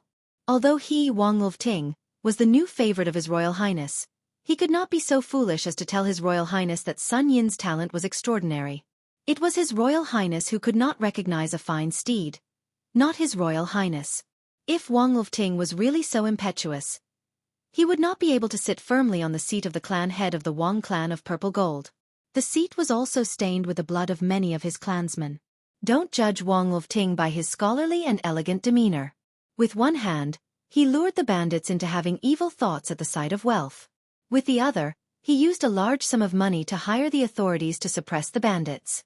Without any hesitation, he killed nearly half of his uncle's family of more than 40 people, leaving only a few old, young, women, and children behind. Not a single one of the 18 bandits was left alive. The two groups of people parted ways. Wang Lufting left with Sun Yin, while Wang Yunshu led his horse and rode together for a distance. Then, he said that he did not lack friends in the capital and that he had to go to the brothel to fool around. Then he spurred his horse and left. Ever since Wang Lufting became the clan head, the two young masters who were originally on good terms with each other gradually drifted apart. On the other side of the road, Su Fengnian bought a stick of sugar-coated haws and bit into it. Su Beiji was silent for a long time. In the end, he could not help but ask, "You really don't plan on using Sun Yin, who has the potential to become the second Yao Baifeng of Bailiang?" Su Fengnian, who was busy dealing with the sugar-coated haws, said vaguely, "Even if I want to use him, it would be a headache to put him in an official position. With his personality, regardless of whether he is a scholar or not, once he reaches the county, if I just leave him alone, this fellow will be beaten up by the old foxes until he dies of depression. If I have to take out a very large official's hat for him to wear, to be honest, I really am not willing to do so. That's because giving it to anyone would be more useful than giving it to Sun Yin. At the very least, it would be more effective than giving it to Sun Yin. It's just that letting him be kidnapped by Yao Baifeng to go to the Imperial College in the capital is also inappropriate. The Imperial Court is blessed with a unique environment and skilled craftsmen to carefully polish this piece of unpolished jade. If in the future Sun Yin becomes a powerful official in the Imperial Court and Bailiang has another Zhang Julu as an enemy, I would regret it so much that my intestines would turn green with regret. But to put him under house arrest in Bailiang for the rest of his life, regardless of sentiment or reason, is not kind. Yao Baifeng said that he is a scholar who has won 3 yuans in a row. In the end, if he ends up in my hands, it will be a waste of his life. If word gets out, it won't be good." Su Beiji smiled and said, "You think that Sun Yin is a chicken rib, tasteless to eat but a pity to throw away?" Su Fengnian nodded his head. Unexpectedly, Su Beiji shook his head and said, "Not necessarily." Su Fengnian handed half a stick of sugar-coated haws to Pei Nanwei, who was sitting quietly. Unexpectedly, she took it calmly and bit off one of the haws and put it in her mouth. Su Fengnian did not have the mood to flirt and continued to say to Su Beiji, "Capable people have more work to do. Why don't you help me test Sun Yin? I really don't have time to care about him. I am about to leave Lingzhou and participate in the military training at the border with Su Xiao." Su Beiji said decisively, "If he is handed over to me, even if I become the governor of Lingzhou, don't expect Sun Yin to be loyal to you. As long as he is a scholar, who doesn't have a bit of pride? Sun Yin is especially obvious." Su Fengnian frowned and said, "It's not a problem anyway. What do you want me to do?" Su Beiji said softly, "There is a way that saves you the most trouble. Do you want to hear it?" Su Fengnian rolled his eyes and said, "Don't talk nonsense." Su Beiji said calmly, "If you can't use him, then kill him. Kill him secretly. You can drown him by accident or poison him slowly. Anyway, you are familiar with this. Wang Lufting is ambitious. Before he becomes the golden thread weaver, let him know what it means to show mercy and severity." Pei Nanwei turned to look at this Beimang remnant and made up her mind to stay away from this person. Just as Su Fengnian was about to speak, he saw a group of riders galloping on the street in a domineering manner. Immediately, the whole street was in chaos. Fortunately, the people seemed to be used to it. The women ran with their children, the hawkers ran as fast as they could, and the men in the middle of the street jumped and dodged. Practice makes perfect. This undoubtedly increased the arrogance of the group of hedonistic young masters.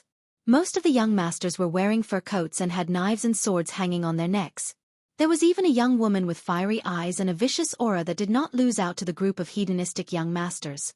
The horse she rode was a very outstanding breed, the Yellow Dragon Hussar. It was not much inferior to the Western region's Fagona horses that were hard to buy with money. Among the group of horses, she and the leader, the White-Hoofed Shadow, were the most expensive and eye-catching. Su Fengnian looked on coldly from the side with a calm expression. The White-Hoofed Shadow only glanced at Su Fengnian from the side of the street and then passed by. Unexpectedly, the young mistress of the Yellow Dragon Hussar had sharp eyes. At first, she only saw the two handsome young men's appearance, and then she saw the woman beside them coincidentally raising her head and revealing her appearance. She deftly lashed out with her whip and knocked off the beautiful woman's mink hat. Not only that, she stopped the horse and turned it around. The horse's hooves stomped heavily on the street. When she was about 10 steps away, she shook her soft golden horsewhip and looked down at the woman and two men with evil intentions. She clicked her tongue and said, "It's strange that we can meet such a beautiful woman here. Gaudi Run, come quickly. I guarantee that you won't have to go to the brothel to throw money for a year. If you take her back home, I bet that your two mosquito legs won't have the strength to go out and drink anymore." Su Fengnian bent down to pick up the mink hat from the ground and handed it to Pei Nanwei, but she glared at him angrily. Pei Nanwei was after all the former Princess Jing En. It was true that she was angry at the young woman's ignorance and rudeness, but she didn't want to lower herself to her level. However, this person surnamed Su could clearly block the whip, but he still watched as she was humiliated. This made Pei Nanwei extremely angry. Su Fengnian saw that she didn't accept the mink hat, so he smiled and put it on his head. The young woman stopped her horse and the group of horses quickly turned around and returned. The eyes of the young man who was called Gao Dirun lit up and he was shocked. He didn't say anything as he jumped off his horse and rushed towards Pei Nanwei. He was about to throw her onto the back of a horse and return home. Su Fengnian waved his hand and signaled for Han Lao's Han, who was secretly following them, to not show himself. He then took a step forward and kicked out with a seemingly soft kick. The young man surnamed Gao might have thin arms and legs that could be blown away by a gust of wind, but he was actually considered an expert in Lingzhou. He gave a sinister laugh and pushed off with the tip of his foot. With a beautiful flip of his body, he pounced towards the fellow who looked like an embroidered pillow.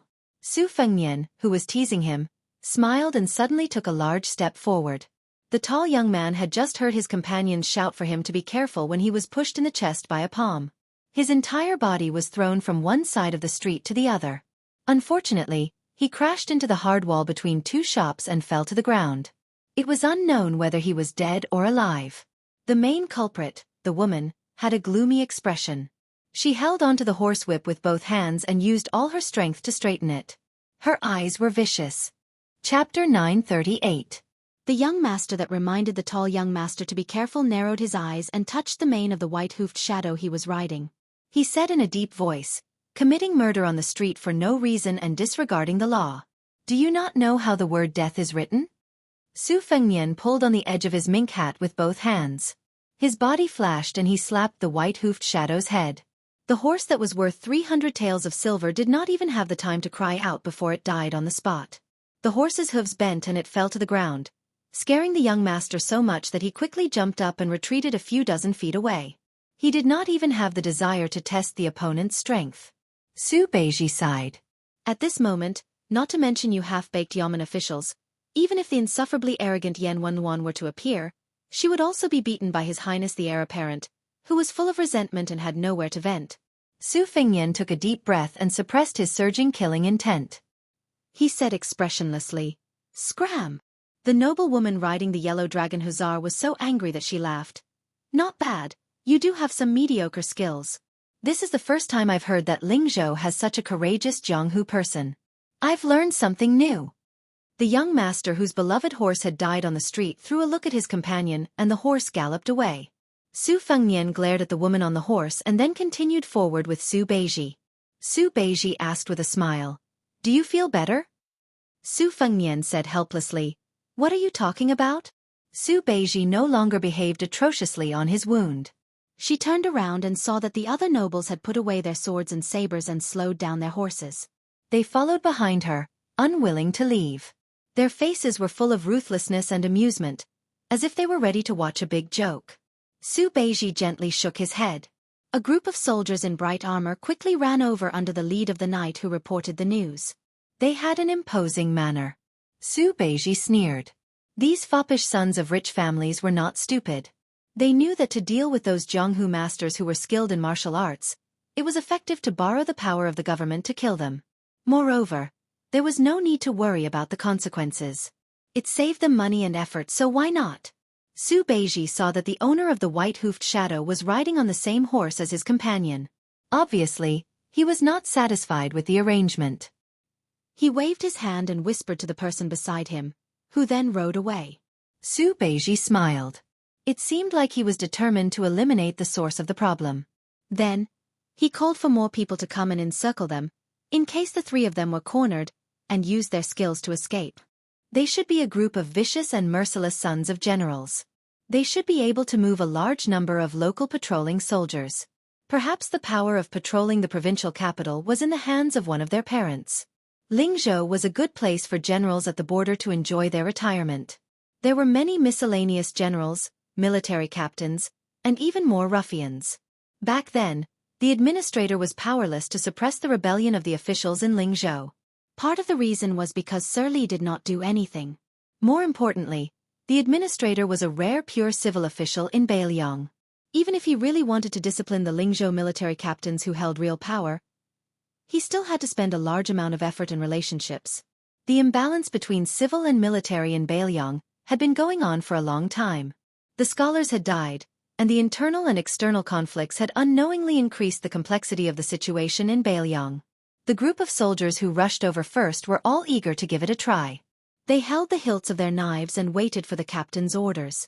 Just as the daughter of Captain Dong had said, it was rare to see Jianghu heroes who dared to cause trouble in Lingzhou, much less in the heavily guarded provincial capital. The Lotus Pond in Huangnan County, which had a martial arts grandmaster watching over, was instantly reduced to ashes. This shocking news had already spread throughout Lingzhou during the New Year's greetings in the first month. It made the large and small gangs in Lingzhou tremble in fear. This year, the silver that they gave to the officials had all been increased by a few times. The captain pulled out his knife with a vicious smile and was about to capture the three of them to report to Sir Zhou and Dong Yueqi. They had just celebrated the new year, so it was really a good start. The streets were very busy. Wang Lofting and Sun Yin followed in the crowd. Seeing this scene, Wang Lofting did not know whether to laugh or cry. He was hesitating whether he should go out and stop those people whose eyeballs were on their butts. Sun Yin shook his head and said, "Let's wait and see." Wang Lofting said softly, "I told you just now. His Highness is not the kind of person who likes to make a fuss. Moreover, the reason why His Highness came out this time was to see you. I'm sorry to get involved in this kind of trouble." Sun Een pointed at his own head and said calmly. Sun Een had already finished studying when he was 14. After that, you always asked me what I was doing. I can tell you now. Since ancient times, there have been secret techniques of the emperor that were used to control the officials. However, I have half of the long and short positive and negative sutra that I wrote. It can be used to analyze, counter, and balance the techniques of the emperor. After Master Yao went to the capital, it was not that I did not want to go to the emperor, but I could not. If I went, I would die. Sun Een is very afraid of death. How could I not see His Royal Highness hiding his strength and biding his time? Since he was able to make the 4 princes of Huangnam County go from being united on the surface to completely breaking up, it proves that His Highness is like what I told you that night. He chose the middle of the road to govern Lingzhou. However, what Sun Een wanted, even if it was a hereditary position of His Royal Highness, he still could not give it. Sun Een, rather than selling what you have learned against your will, it is better not to sell it.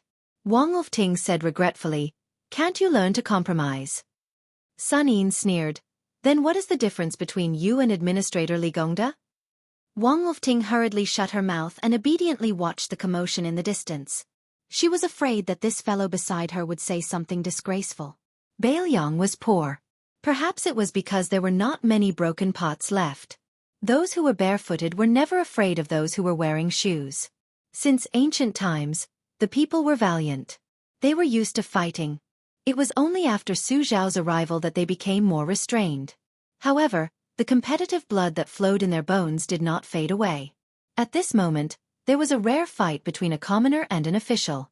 Many men were cheering and making a ruckus. However, no one thought that when a man in normal clothes walked out, there was not even a single drop of rain, let alone loud thunder and small raindrops. The arrogant daughter of the Dong family was stunned as if she had been possessed by a ghost. She hurriedly got off her horse and walked in front of the man.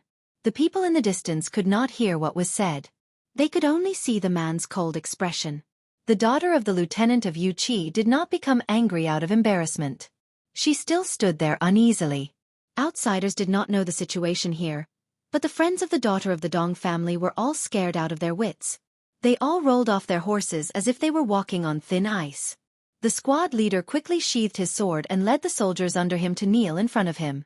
As it turned out, Dong Zhan, the daughter of the second most powerful lieutenant in Lingzhou, Dong Yueqi, recognized this man as the Deputy General of Lingzhou with the surname Han. When Deputy General Han was inspecting the military camp before the new year, Dong Zhan just happened to be wandering around nearby. She glanced at him from afar and felt that this uncle was imposing. Even her father, who could cover the sky with one hand in Lingzhou, was far from being able to compare. She could only accompany him from the side. Afterwards, she heard her father carefully mention that Deputy General Han had entered Lingzhou with His Royal Highness. There was no need to pay attention to His Royal Highness, who had never appeared outside of the general's estate. As long as they did not clash with him head-on, His Royal Highness would have to leave Lingzhou with his tail between his legs sooner or later. However, Deputy General Han could not be provoked. Not only was this person the junior brother of the immortal spear Wang Xiu, whose martial arts were unparalleled, he was also the general's personal retainer. In the future, he would be an official in Lingzhou for a long time. Dong Zhan did not dare to show off in front of this legendary man, who could be said to be invincible. However, from her point of view, she was in the right to cause such a big commotion. Moreover, she did not think that General Han would be so calculative with a girl of the younger generation like her. However, when Dong Zhan saw the young man in the mink hat walk to General Han's side and whisper something, to which General Han could only nod his head, Dong Zhan was instantly scared out of her wits. In such a big Lingzhou city, who could treat Han Laozhan like this? Was there even a need to guess the identity of that person? Dong Zhan was the first to wake up and kneeled heavily on the ground. When the other hedonistic sons saw this, they were so scared that they peed their pants. They all kneeled down one after another, and did not even dare to breathe loudly. Han Laozhan said with a stiff tone, "All of you kneel and ask someone to bring the person with the highest authority in your family. I will give you 5 incense sticks worth of time. If no one comes, I will directly twist off your heads." Dong Zhan wanted to cry but had no tears. They all had to kneel obediently, so who was going to ask for help? The young man in the mink hat chuckled and said, "Let this group of soldiers who have worked hard for the people of Lingzhou go and pass on the message. Soldiers, hurry up and ride their horses." There are not many opportunities like this. A single horse is worth more than all of your belongings. At that time, if any one of these people dies, the skin on your body will be peeled off in anger. Not only the armor on your body, you will also lose a layer of your skin. The squad leader gathered his courage and stood up. With him taking the lead, the soldiers under him also stood up hesitantly. Su Fengnian said to the squad leader, "I have counted. You just happen to be one more person. You stay here. The rest of you go and pass on the message." "That's right. Tell their elders that those who have been military officers must all wear their armor." Dong Zhen even had the thought of dying.